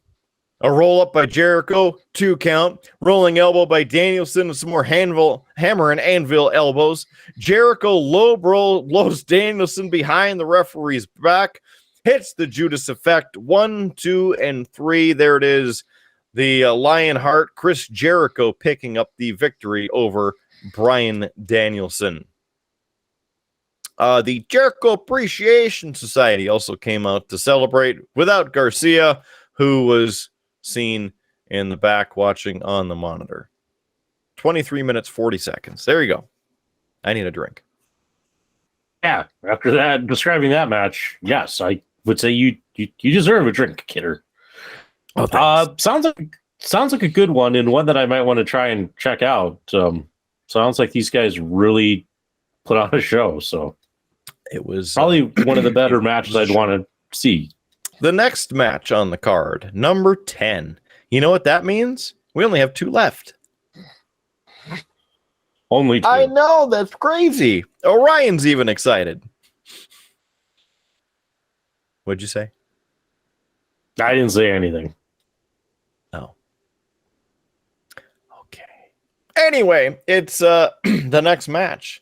And this is a 6-man tag team match featuring the House of Black, which is Malachi Black, Brody King, and Buddy Matthews with Julia Hart. And on the other side of that, it's Darby Allin, Sting, and Miro. I went with the House of Black. Again, I was going to go House of Black because Malachi Black, I've been a fan of his for a long time. So, yeah. Okay. Well, there it is. The picks are locked in. The match was 12 minutes, 10 seconds, and here we go. Miro and Malachi. Yes, Malachi. Start. For some reason, I was thinking something else, like his old WWE name. Miro does a bull rush to Black and stomps him in the corner until Brody King comes in. King and Miro now square off, and it's interesting because you know how big Miro is, and Brody King is like a lot bigger than him. It's kind of weird. Anyway, Black's now in control, hits a strike combo. Murphy tags in. Miro catches Murphy, tosses him with an overhead belly-to-belly. There's a sidewinder slam by Miro to Matthews as Miro's ignoring Darby's tag request. Darby was sitting there, his hand out, trying to get tagged in. Miro was ignoring it. A jawbreaker by Matthews as Darby now tags himself in. Coffin splash, but Matthews ends up catching him and then hits him with a spinning back kick. Darby looks for a code red now until Black steps in and high kicks Darby onto Matthews. A running soccer kick by Black to Darby, 2 count. King's in, and he bails Darby into the middle buckle. Again, King sits Darby on top of the rope only to chop him off onto the floor. Darby gets tossed face first onto the guardrail, and then again, because, you know, let's throw Darby around like he's a ragdoll. Black's now in, and both men meet in the middle with double elbow strikes. Matthews comes in with some the chops to Darby. A pop-up knee strike by Matthews. Darby makes the tag, but the referee didn't see it. Darby finally gets the tag to Sting. Stinger splash to Matthews. And then, well, Sting sends King into Matthews, who's in the corner. Sting grabs Matthews, throws him to Black for the tag. Sting and Black are now face to face. The crowd goes crazy. They start exchanging some huge strikes. Sting with the double leg and the Scorpion Deathlock gets locked in. Running pump kick, but Buddy, but Sting, well, he screams in his face. A kick by King. Sting isn't phased. He totally no-sells that. tags Darby in a coffin drop with a 2 count. Pump kick by Miro to King. Miro follows Black to the floor, chases Matthews, but Matthews ends up catching him in the stomach with Sting's bat as Miro goes face to face, or face first, that is. I guess he did go face to face into the steps. Over the top stunner by Darby to Matthews. A low suicide dive by Darby to King. Black is back in the ring with Sting, but Sting blows the mist into Black's eyes. Yes, you didn't see that coming. Last Supper by Darby and a 1-2-3 on Black. Darby Allin, Sting, and Miro get the win. Interestingly enough, Malachi Black takes the pin, and I had seen that according to the rumors that are floating around as I look over to my other screen, that Malachi Black has been granted his release from AEW. I know he had made a request a couple months ago, and supposedly it had gotten better, but yeah, that's a shame. And it sounded like part of it was not that he was unhappy necessarily with AEW, but more of needs some time away from professional wrestling kind of thing. So I'm disappointed that he may be gone. I was enjoying him in the run with House of Black and was kind of excited once he got Brody King. And it's like, okay, this is a faction that could go somewhere and such. So, yeah, so sad to hear that. But yeah, he apparently blew a kiss and then bowed on his way out. Take that as you will. That match was 12 minutes, 10 seconds. And now, you know what that means. I do, but if I say it, then you're just going to repeat it. So, Howard Blues, there's been enough talk. It's time for the main event. Of course, my name's Mark. I can say that. I mean, you can say it too, Howard, but yeah, I'd probably say it after you said it. Listen, I get it. It's fun to say. I get it. I can live with that being your shtick. That's fine. I can't claim it as my shtick. I kind of stole it from Mark Henry.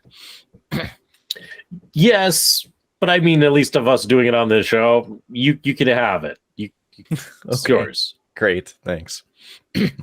So, as if there was any question of who I chose in this match, of course it would have been John. No, I can't even say it. CM Punk.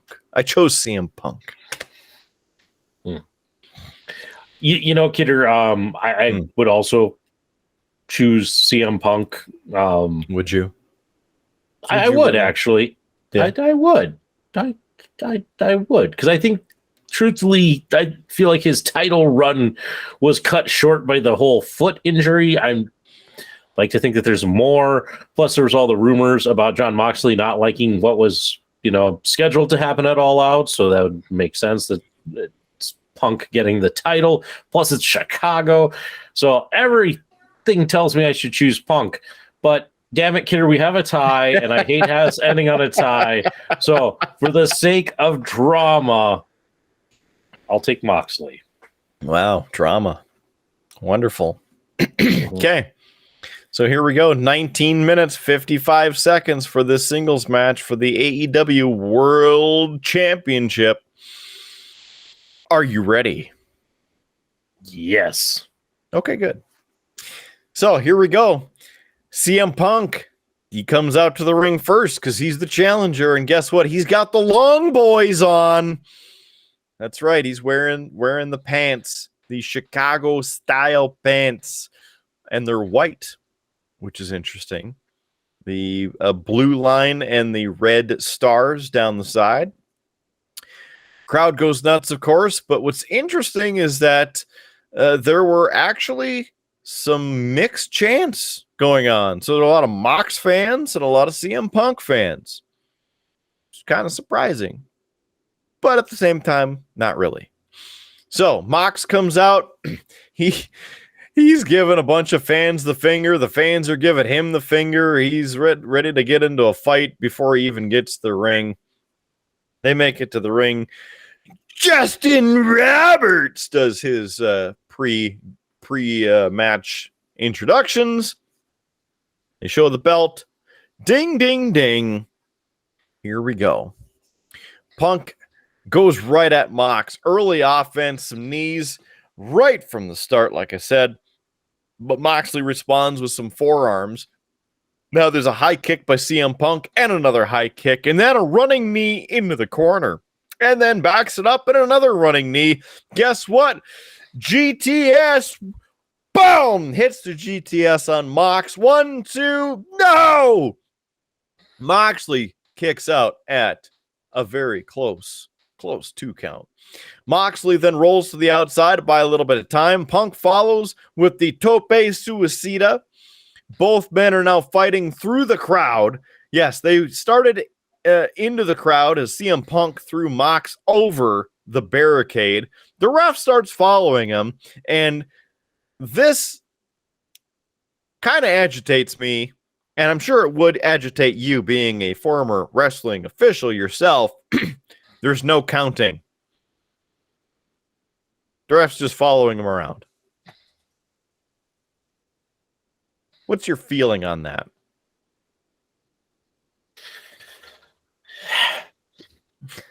You know, especially when there's no stip. You know, there's no stipulation on this match that says that it's a false count anywhere. It's no DQ. It's anything like that. Mm-hmm. Yeah, it's, you know, to watch professional wrestling, everybody has to, suspend some of your disbelief, right? You know, but part of what makes that easier is that there's a set rules that people are following, you know?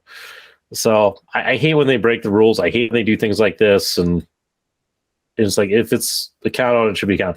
If you want to go out into the crowd, I mean, how hard is it to, have an announcement before the match, this now, no count out or falls anywhere match or right. And just like, I mean, the audience there would, I mean, they would, I'm guaranteed, go nuts if all of a sudden their basic match that they thought they were going to get all of a sudden turns into something like that. And you don't necessarily need to do a ton of spots with something like that. Like it's not like you have to go, well, it's no DQ, so we're going to go full hardcore. Not necessarily, but it, So, yeah. Well, I'm glad that we got that expert analysis on how the bad officiating took place. I try. On this little sleep, I try. Perfect. So they go do their shenanigans out in the crowd, out and around. And I mean, we would have been at, 182 count by the time they made it back toward the ring. So Punk ends up tossing Moxley back over the guardrail and right into the steel steps. A GTS attempt by Punk on the outside, but Moxley is able to get out the back, tosses Punk face first into the ring post on the outside, and busts Punk wide open. He's bleeding all over. Moxley then focuses his attack on the face with the elbows and fists. Moxley then has a bunch of blood from CM Punk all over his hand. He licks the blood off his hand. Yeah. Punk is really bleeding, and the ref actually checks on him and probably puts some Vaseline or something on there to get a little coagulant because he was gushing. So Moxley starts taunting Punk. Punk starts getting blasted with some strikes, doesn't have an answer at this point. Mounted elbows in the corner by Moxley, and Punk starts getting some energy and chops back, but Moxley kicks the leg out and then delivers a few more giant chops. Woo. Punk reverses Moxley and delivers a running knee strike in the corner before looking for a bulldog, but Moxley holds on and hits a shin breaker on Punk's bad leg. Moxley's now looking for the single leg crab after stomping on Punk's reassembled ankle. Single leg crab by Moxley. Punk gets the ropes, but Moxley looks for the heel hook. Punk goes to the eyes to force Moxley to release the hold. A dragon screw by Moxley, and now into the figure four. Punk fights out of the figure four eventually, but Moxley hits a short angle pile driver, gets a 2 count. Moxley's looking for a pile driver on the apron, but Punk reverses into a diving arm ringer that drops Moxley face first onto the apron. Punk boots a charging Moxley and throws him shoulder first into the ring post. Now wrist control by Punk, and then some head stomps. Anaconda Vice by Punk. Moxley grabs Punk's eyes to try and escape, and doesn't quite happen right away. But he gets out eventually. It's a couple seconds later, okay? Punk evades the charging clothesline, hits a leg lariat. Body slam by Punk, who looks to head up to the top, goes to the high rent district. Savage elbow drop by Punk, but Moxley moves his hips and catches Punk in a rear naked choke. An arm drag by Punk, who targets a straight arm bar. Moxley sits through and snags a bulldog choke. Moxley transitions to the ankle lock. Punk gets to the ropes. Count breaks. Or the hold breaks, I should say. German suplex by Moxley and a high kick then by Punk. King Kong lariat by Moxley, folding CM Punk in half. Exchanging straight the rights and lefts now. A swinging neck breaker by Punk. Punk attempts to do the GTS, but Moxley plants him with the Death Rider. 2 count. More 12-6 elbows by Moxley before locking in the Bulldog choke. Punk gets up. GTS. Moxley rebounds off the ropes, falls on Punk's back. Punk holds up. Gets him again. Boom! Another GTS. 1, 2, 3, your winner and new AEW World Heavyweight Champion, CM Punk. There it is. That was 19 minutes, 55 seconds for a singles match there. Yeah. And as a outcome, kind of as I expected with them being in Chicago, and I think that there was more of Punk's title reign that they wanted to do. So, but I will say, Kidder, I do think that this whole interim title thing, I do think it works. Because it gave him a nice storyline for when he came back. He had a legitimate challenger, and it wasn't the usual thing that you get from WWE where it's like so-and-so comes back and he starts attacking somebody and it just seems random and very vicious. And it's like, oh yeah, that's right. Like 10 months ago, he's the one who injured him. Oh, okay. I get where that would make sense in a thing, but it's usually so forgettable that like nobody remembers that. Yeah. Whereas this, I feel like it gave some, a nice bit of stakes to this whole thing and such. So I like stakes. Stakes are good. Stakes are good. Interestingly enough, CM Punk's got the title. He's looking at it, and of course, he's just got the crimson mask, so he's all bloody. He's celebrating with the music playing and everything, and then all of a sudden, lights go out. It's pitch black. Then some audio starts playing. It's a voicemail from Tony Khan. He's saying that he'll put the person that he's leaving the message for into the casino ladder match at All Out. And then there's some static, and there's a Punk clip from way back in his Ring of Honor days, saying, "The greatest trick the devil ever played was convincing the world he didn't exist." And some static. And then it shows the guy who was in the casino ladder match earlier in the night from behind. You know, the black suit and the mask. Takes the mask off, and you can immediately tell, at least I could immediately tell who it was from the haircut. And then the scarf gets put on, and he turns around. Yes, it is Maxwell Jacob Friedman, MJF, has returned. Then it cuts back to the arena as the lights come up a little bit, and MJF's theme and visuals start. MJF comes strolling out. He's up there on the ramp, flipping everybody off, looking at CM Punk, yelling at him, flipping him off. CM Punk puts the title up over his head. And then again, MJF continues to flip off the fans. And thanks for joining us, everybody. It's a great night in Chicago. We'll see you Wednesday night for Dynamite. Good night, everybody. And there you go. Your thoughts on a little bit of a swerve there at the end, huh? Yeah. It makes sense that he's back, and such, and a nice way to do it. And look, hey, you've already built in Punk's next program, so it'll be good. It'll be interesting to see how this pans out. So, yeah,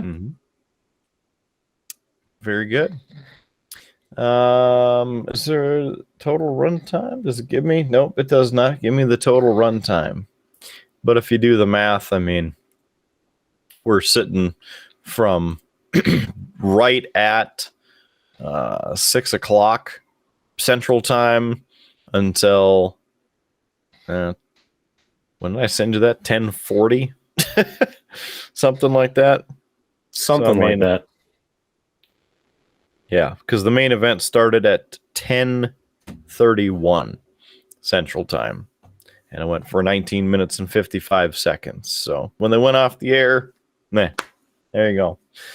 Some quick math. Let's see. Just as a quick note as well, it was advertised during this show that coming up in November, in fact, November 19th to be exact, it is AEW Full Gear. And that will take place at the Prudential Center in Newark, New Jersey. And the tickets will be going on sale sometime in the near future. And no, I will not be going to that one this year because New Jersey. It was fun to go to Full Gear last year. It was a really good show. Would have been fun to go to Double or Nothing in Vegas to watch CM Punk win the AEW World title. But I got to see Hangman Page win the AEW World Championship from Kenny Omega. And then, of course, got the chair that's signed by both of them. Yeah. So there's that. Yeah. Well, Kidder, if people have been looking at the scoreboard, and of course, everybody knows because of the tie that we had going into that final match, Kidder, with your pick of CM Punk, you take tonight as the victor with a score of 10 to my 9. So, thanks, good CM bit of Punk. Yep, a good bit of predictions and some drama in there and such. And one missed match. Yes. So, Kidder, any last final thoughts? I still wish that they would have this on a Saturday because them starting the show later and having so many matches just feels very, very, very long. And then, of course, on top of it, with yesterday's WWE Premium Live event, Clash at the Castle, I'm not complaining for getting 11 or 12 hours of wrestling content in 2 days, but having them a week apart would have been better. And again, having the events on Saturday night would be better, even better. Now, with tomorrow being Labor Day, that's fine because we don't have to work tomorrow, thankfully. But if this was a normal Monday, which it would be normally, both of us would be agitated because it's almost 1 a.m. And I agree with all that, Kidder.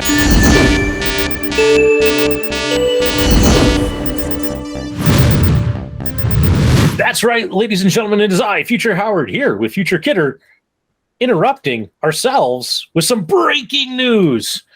Partially this is because, Kidder, we finished talking about AEW is all out and called it a night, and we're ready to go. And you and I don't usually sit through the media scrum because, damn it, the show ends at 11 and we have this show to do, and there's just no point in us really hopping in. Mm-hmm. But this time, seems like we missed out on some action. And we missed out real time, yes. Yeah.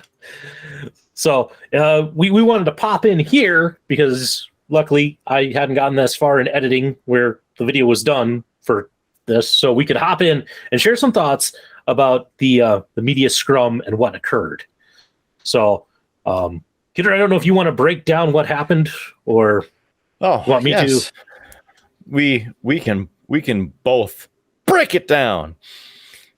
Really, I had continued on with my evening after we were done, and then got ready for bed, and I'm like, there was that media thing that happened.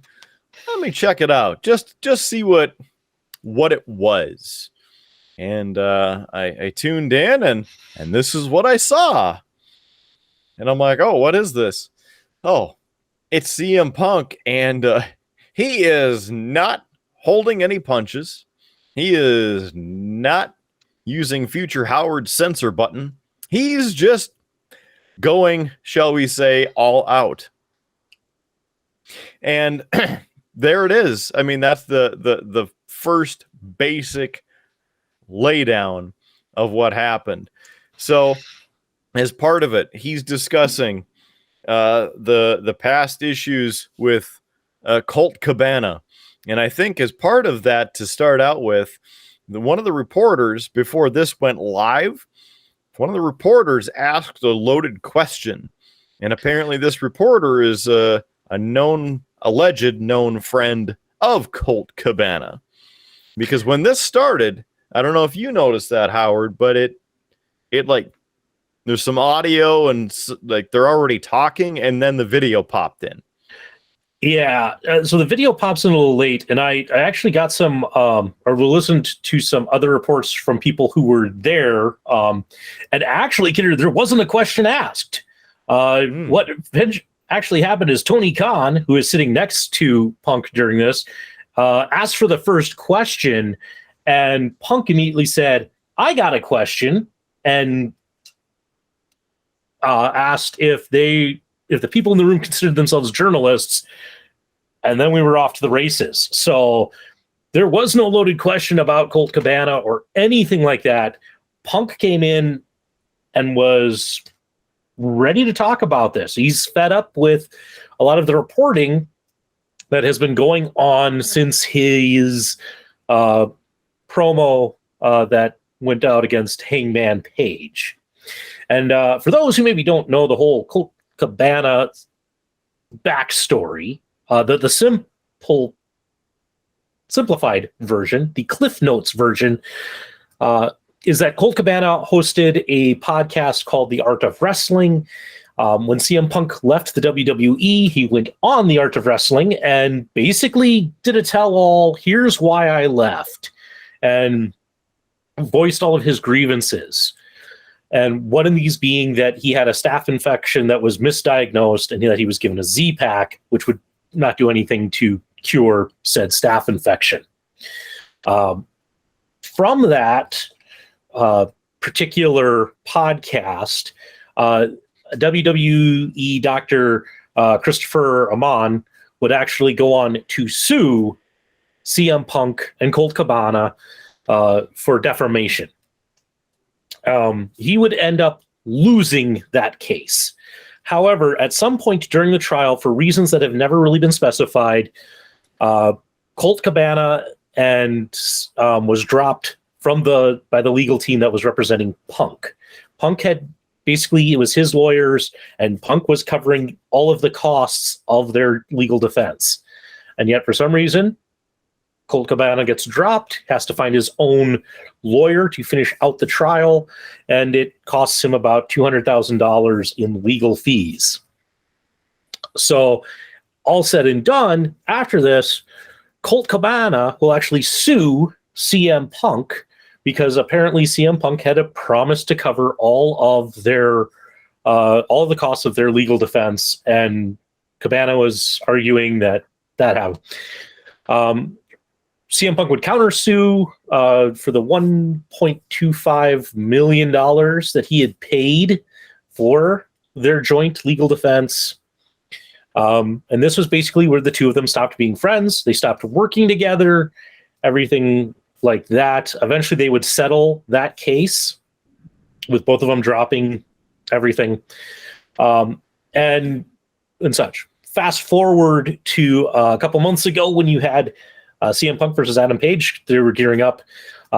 Adam Page made reference to Colt Cabana, and the reason he wasn't on TV being because CM Punk was there, promo. And it was not a planned line. It wasn't a planned dig. It wasn't anything that anybody had run by Punk. Punk took offense at it. And then upon his return from injury, he did his own promo where he called out Hangman Page and then called him a coward when he didn't show up because Hangman Page was not scheduled to show up. This has led to a lot of reporting and a lot of reporting on rumors and speculation on that. And all of this has apparently still got Punk fired up. And that's why he sits down and he is immediately dives into him and Colt Cabana are not friends, haven't been friends for nearly a decade. And that he doesn't even really care where Colt Cabana wrestles because he just doesn't care enough to follow. Yeah, so the quotes of Punk from the aforementioned segment Media Scrum. This is CM Punk, quote, "I haven't had anything to do with Scott Colton in almost a decade. Probably wanted nothing to do with him even longer than that. It's effing unfortunate that I have to come up here and speak on this when I'm on my time and this is an effing business. Why I'm a grown-ass adult and I decided not to be friends with somebody is nobody else's effing business. But my friends, if I fall backward, will catch me. Scott Colton, I felt, never would have. My problem was I wanted to bring a guy with me to the top that did not want to see me at the top, okay? You call it jealousy, you call it envy, whatever the F it is. My relationship with Scott Colton ended long before I paid all of his bills. I have every receipt. I have every invoice. I have every email. I have the email where he says, and I quote, 'I agree to go our separate ways. I will get my own lawyer and you don't have to pay any more.' That's an email I have. And the only reason the public did not see is because when I finally had to countersue him through discovery, we discovered he shared a bank account with his mother. That's a fact. As soon as we discovered that fact and we subpoenaed old Marcia, he sent the email, 'Oh, can we please drop all this?' Now it's 2022. I haven't been friends with him since at least 2014, late 2013.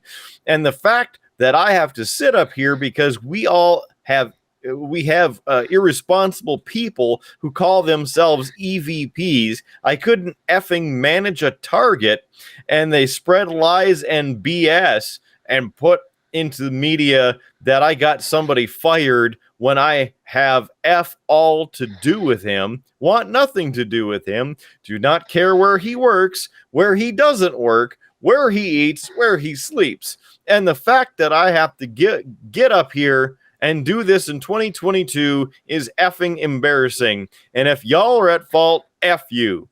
If you're not, I apologize. There's a little bit more, but that's basically the nuts and bolts of the entire conversation. Yeah.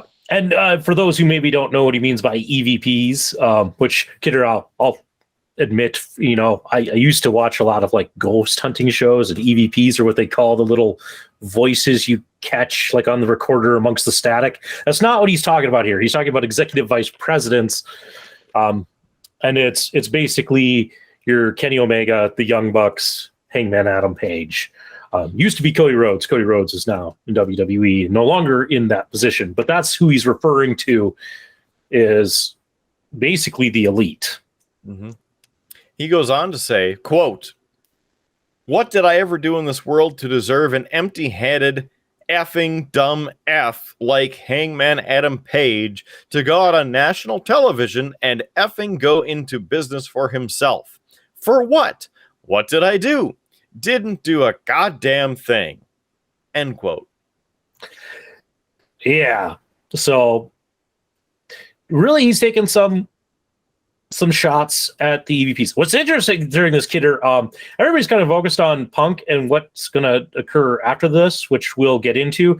My thing is, and I just watched the Scrum that you have on earlier today.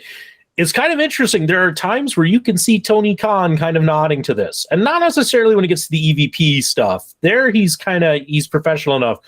But when Punk says, it's embarrassing that I have to be out here talking about this, you can kind of catch Tony nodding, as in Tony gets it, and that Punk is frustrated with this situation and not wanting to talk about it and not wanting to deal with it. And I can understand that. I can understand there's some frustration. I mean, especially when you get somebody like MJF who returned at this, and you had this great ending to this pay-per-view, and then this is brought up, and this is what he has to focus on, and the stuff to come. So now people are calling for him to resign or get suspended and different things. And then aside from that, allegedly there was a backstage assault where Kenny Omega and the Young Bucks sought out CM Punk and Mr. Steele. Yep. So and when we get into this, some things can be confirmed, some things cannot be confirmed. Nobody can tell you who threw the first punch. There's differing stories about that. What we can confirm, CM Punk punched Matt Jackson. We can confirm that. We can also confirm that Ace Steel came to the defense of CM Punk, that he hit Nick Jackson with a chair. He also bit Kenny Omega, and he also pulled Kenny Omega's hair. If you're wondering who Ace Steel is a producer on AEW, so he helps with the production of the matches and things like that. He is a longtime friend of CM Punk, and actually one of the guys who trained CM Punk. So very strong relationship there. And part of the reason, if you're wondering, last week's Dynamite, if you want to actually see him. Yeah. Also, Ace Steel's wife, who actually also has a broken foot, which I thought was an interesting kind of thing. Apparently, she was watching Larry, CM Punk's dog, which she did successfully, except for the one part where Larry got loose and ran out into the arena at the beginning of the show and received a very large pop. But otherwise, so she was in the dressing room, but we haven't heard her story. But though that's what we can confirm. But there are differing stories about who threw the first punch and how it started. So just to make that clear, we don't know. But hard to say. I'd say there's a lot of people who are probably in the wrong with this. If you're Kenny Omega and the Young Bucks, and I understand what CM Punk said is hurtful. You came in and you confronted him 3-on-1. That's not gonna improve anything. That's gonna escalate the situation. Don't know what was said, things like that. But yeah. Gosh, what else was there? A couple other things that if you watched the whole Scrum, you might have picked up on. Because Tony Khan stays at the Scrum the whole time. After CM Punk, it was Swerve Strickland and Keith Lee were the next two.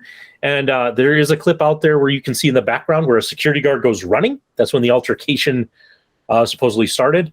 The other thing is at the end of Chris Jericho's section of the Scrum, he leans in, gives Tony Khan a hug, and kind of whispers in his ear, "Shit has gone down." Basically, that's the first that Tony Khan learns about any of this. But there are some rumors out there. There were rumors that Hangman Page was involved. There was rumors that FTR was involved. Those have been confirmed not to be true. Both FTR and Adam Hangman Page had already left the arena when this altercation had broken out because they weren't scheduled for the Scrum. So when their matches were over, they showered, got dressed, and left. So they weren't there. But there were some early rumors that said they were involved. Just to clear those up. With all this, Kidder, by the time this episode comes out, Dynamite should be kicking off later tonight. So it'll be interesting to see what the fallout is. Some of the speculation that I've heard is that we probably won't get anything from Tony Khan. He tends to be a little bit more of a, let's get all the pieces to the puzzle together before I react to these things, such as like the Jeff Hardy incident. He waited, and to the point where people were like, is AEW going to do anything about this? It's because Tony Khan was getting all the pieces together, figuring out the puzzle, and figuring out what he wants to do. And I think you're going to see the same thing happen. So it'll be interesting to see what happens on Dynamite tonight with this. All that said, Kidder, what are your thoughts? What is your opinions on this whole situation? I know you're a diehard CM Punk guy, so it's probably kind of hard to come at this unbiased. But what is your general thoughts and opinions on this situation? Well, to add on to part of the fallout is Bobby Fish challenged CM Punk to an MMA match as his contract is done with AEW. So that's kind of interesting. I watched this.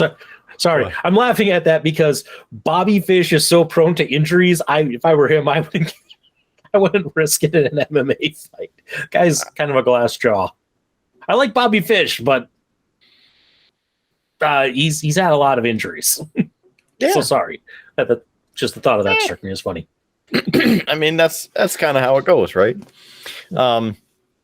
As I watched this, I don't want to say live, but I mean, I watched the entire thing through, and there's a lot of it going on.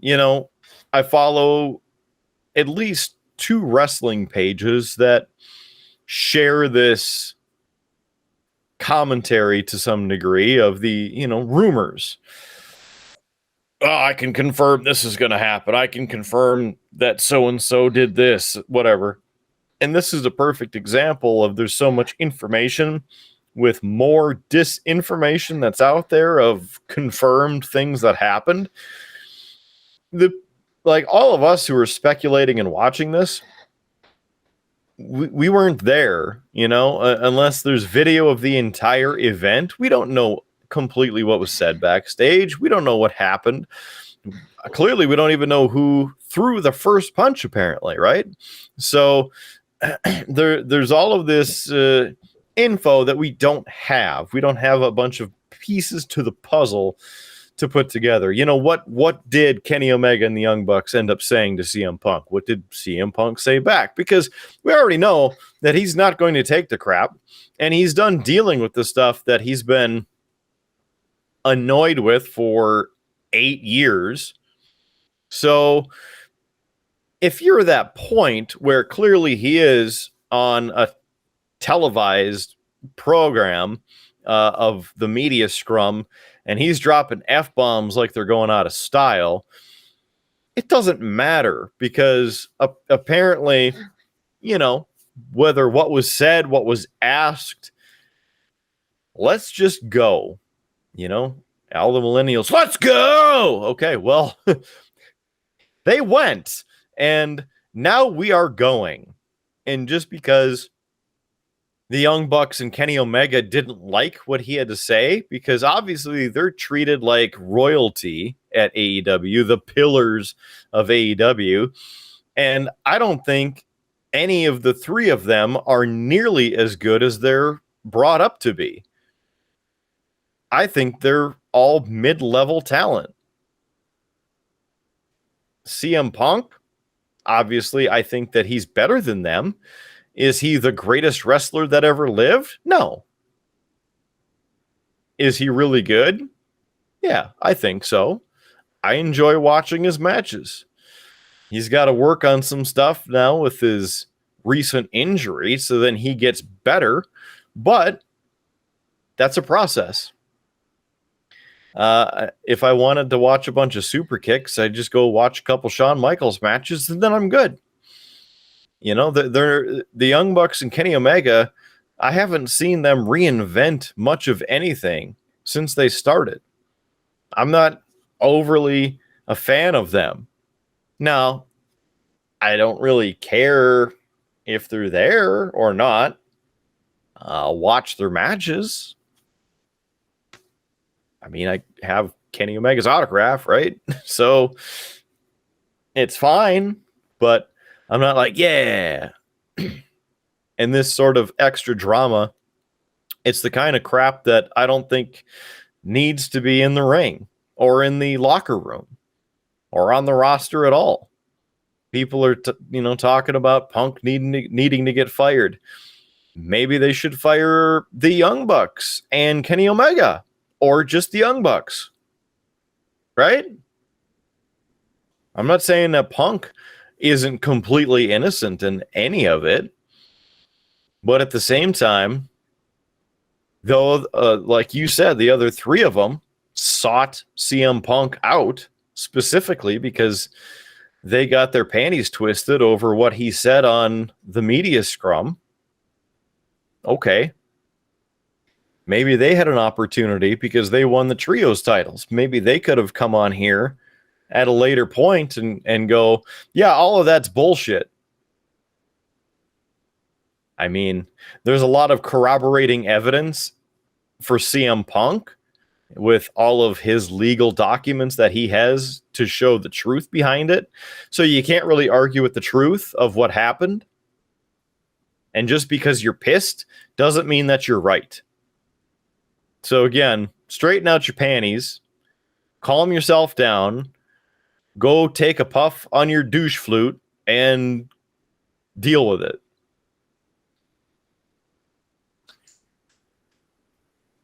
Yeah. So a couple of things, and part of this, it's stemming back, this is going back a couple of years. So it's not like any of this is like new stuff, right? At least the whole stuff with Colt Cabana. And I get that. I will disagree a little bit. Bucks and Kenny Omega, I think they are very talented. And I think that they have done a lot to bring AEW into creation. So I will give them that. They have had good matches. But I do think that this is, I'll put it this way. I see this in my professional life every now and then, Kidder, where people get promoted and it's this, I'm promoted and I'm still, in this case, a wrestler. I'm still this, but now I'm a wrestler with power. In my case, it's, like I'm an interpreter, but I'm now an interpreter with power. And it if they've never had that management or that sort of skills, it never really plays well. because it kind of comes off to, well, I'm just going to tell you what I want you to do. You're going to do it because I'm now the boss. And I think you get a little bit of this. I mean, that's why like WCW imploded, right? You had too many guys in there who were like, well, I got booking power. I have creative control. I can do this. I can do that. I can do this. And we saw what happened to WCW. Mm-hmm. So I think there's a lot kind of to it. And with all of this, I'm sure we'll probably learn more. I don't really want to see anybody fired over this. There's probably some suspensions that'll happen. And that's probably justly deserved on all sides, but it wouldn't be bad for CM Punk to take a little bit of time off to continue to heal his foot and such. And it is. Mm-hmm. You go ahead. I was just going to say that one of the rumors is that CM Punk was allegedly injured, but you can't confirm that. Yeah. So we could see what happens with that. There's a lot, I think, to this. I mean, he definitely is upset with Hangman Page. I think he also feels like he's been trying to be a veteran and give advice to Hangman Page and to the other EVPs, and they just aren't listening to him. And I think he's kind of frustrated with that. And it's not just him. I think he sees other legends kind of giving them, advice and it not going. And I get that. Again, it's that, it's that wrestler with power. I built AEW. I can, who are you to tell me what to do? It's also, I haven't been following Being the Elite, which is the Young Bucks YouTube channel that they do with Kenny Omega. That's it's a little bit parody of wrestling, but they also kind of deal with some of the issues of what's going on the week to week.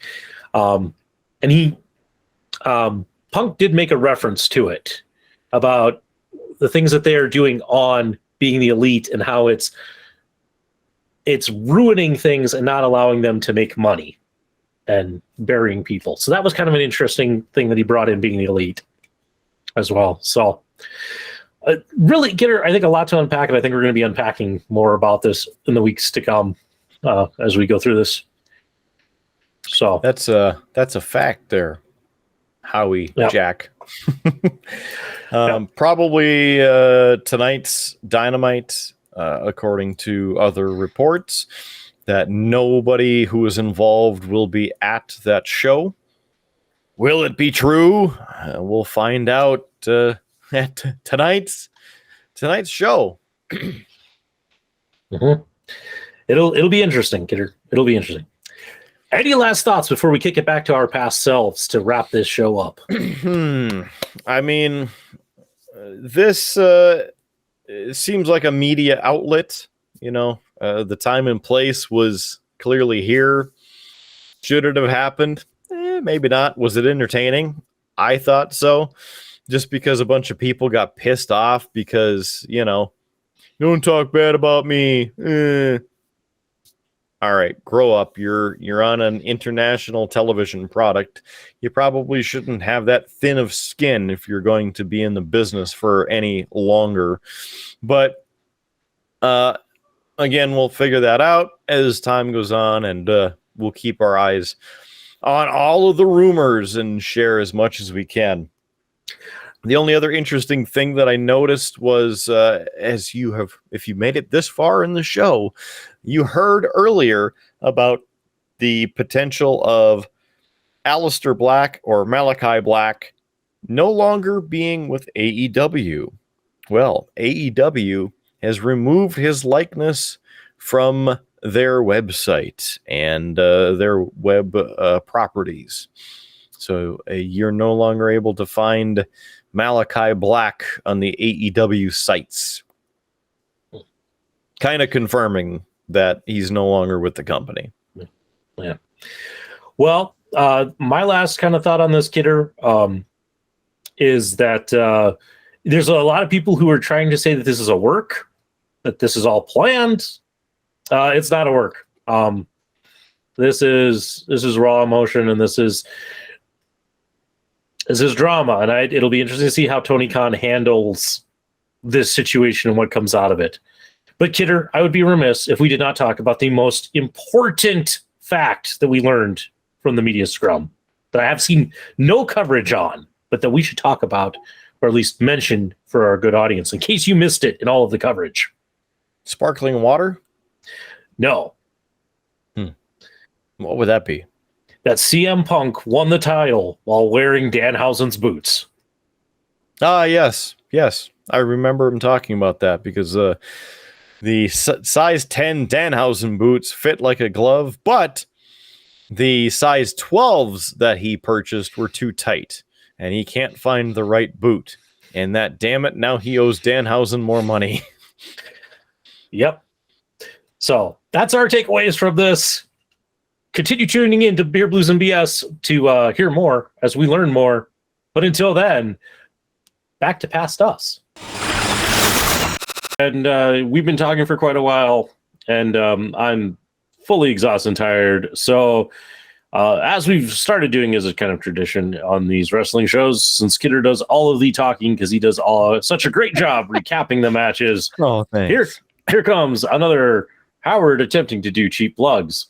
Yay! And we'll start with our home in cyberspace. That's right, beerbluesbs.com. It's our website. It's where you can find links to other great things that you may want to click on. Like if you want to buy us a beer, that's a link you could click on. And it's cheap. In fact, when I set it up, Kidder's like $3 for a beer. Howard, that's cheap.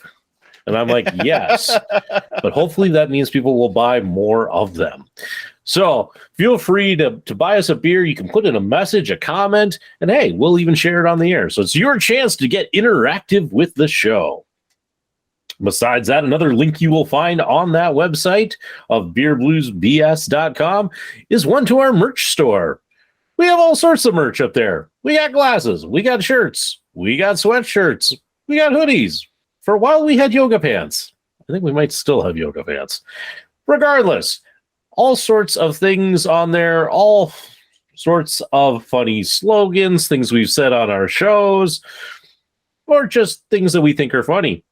And go out. It's a great way to support the show and get some nice, sweet threads that you can use to show your love and support of Beer Blues and BS. Hey, if you want to not be on our main website of beerbluesbs.com, maybe you want to check us out on Facebook. You can do that. We have a page over there.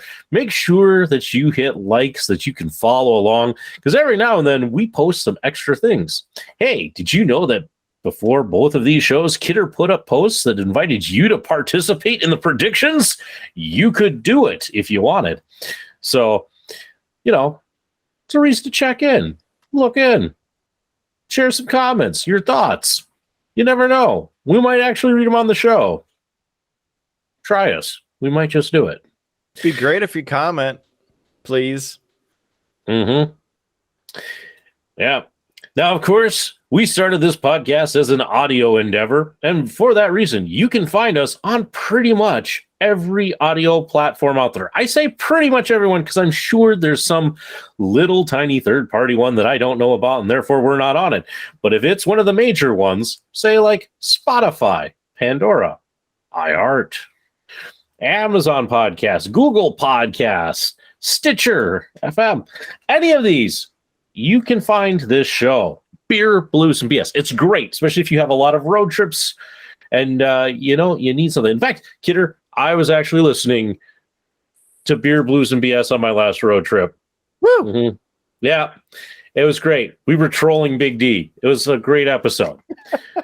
So you too. Which time? Does it matter? They're all good. It's like Lane. Mm-hmm. Yes. So if you want to take us with you, just go out to your favorite podcasting service and search for Beer Blues BS and make sure to subscribe so that you get those sweet downloads when they come out every week. But maybe you're more of a visual person. You're like, I like listening to these guys, but it'd be great if I could see their handsome faces. Well, you can do that. We do post these up on YouTube.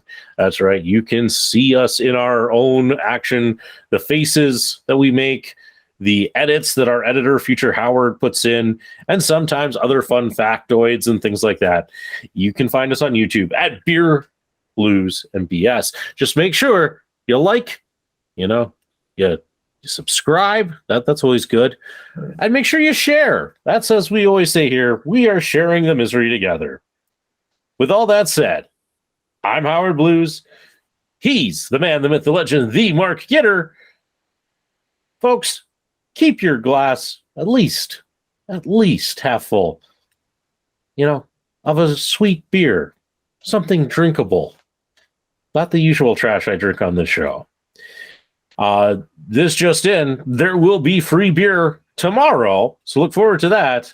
And hey, if you ever find yourself walking down a dusty, lonely Tuscan highway, hey, we might just find you there. With that, good night, everybody. You have been listening to a UA production of Beer, Blues, and BS.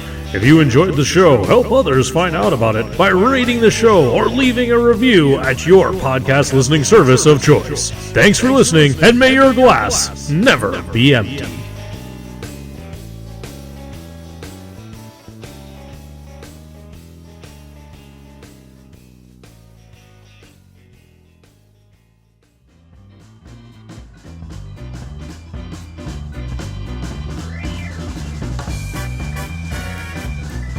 UA Productions presents A Glimpse Behind the Curtain.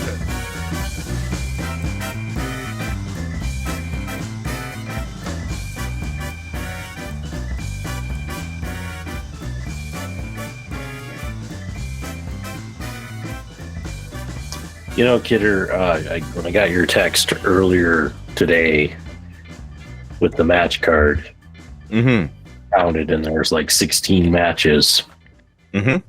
I died a little inside. Wonderful. That's how it goes. Yep. Because the kids were a bit chaotic last night, so I only got like 4.5 hours of sleep. Awesome. It's going to be just like last night's. Yeah. And if you missed last night's, make sure you visit it on our YouTube page so you can see the full agony. Is this a cheap plug outside of the original show? Don't tell me we've stooped to that low. I don't think it's our first time, but why not?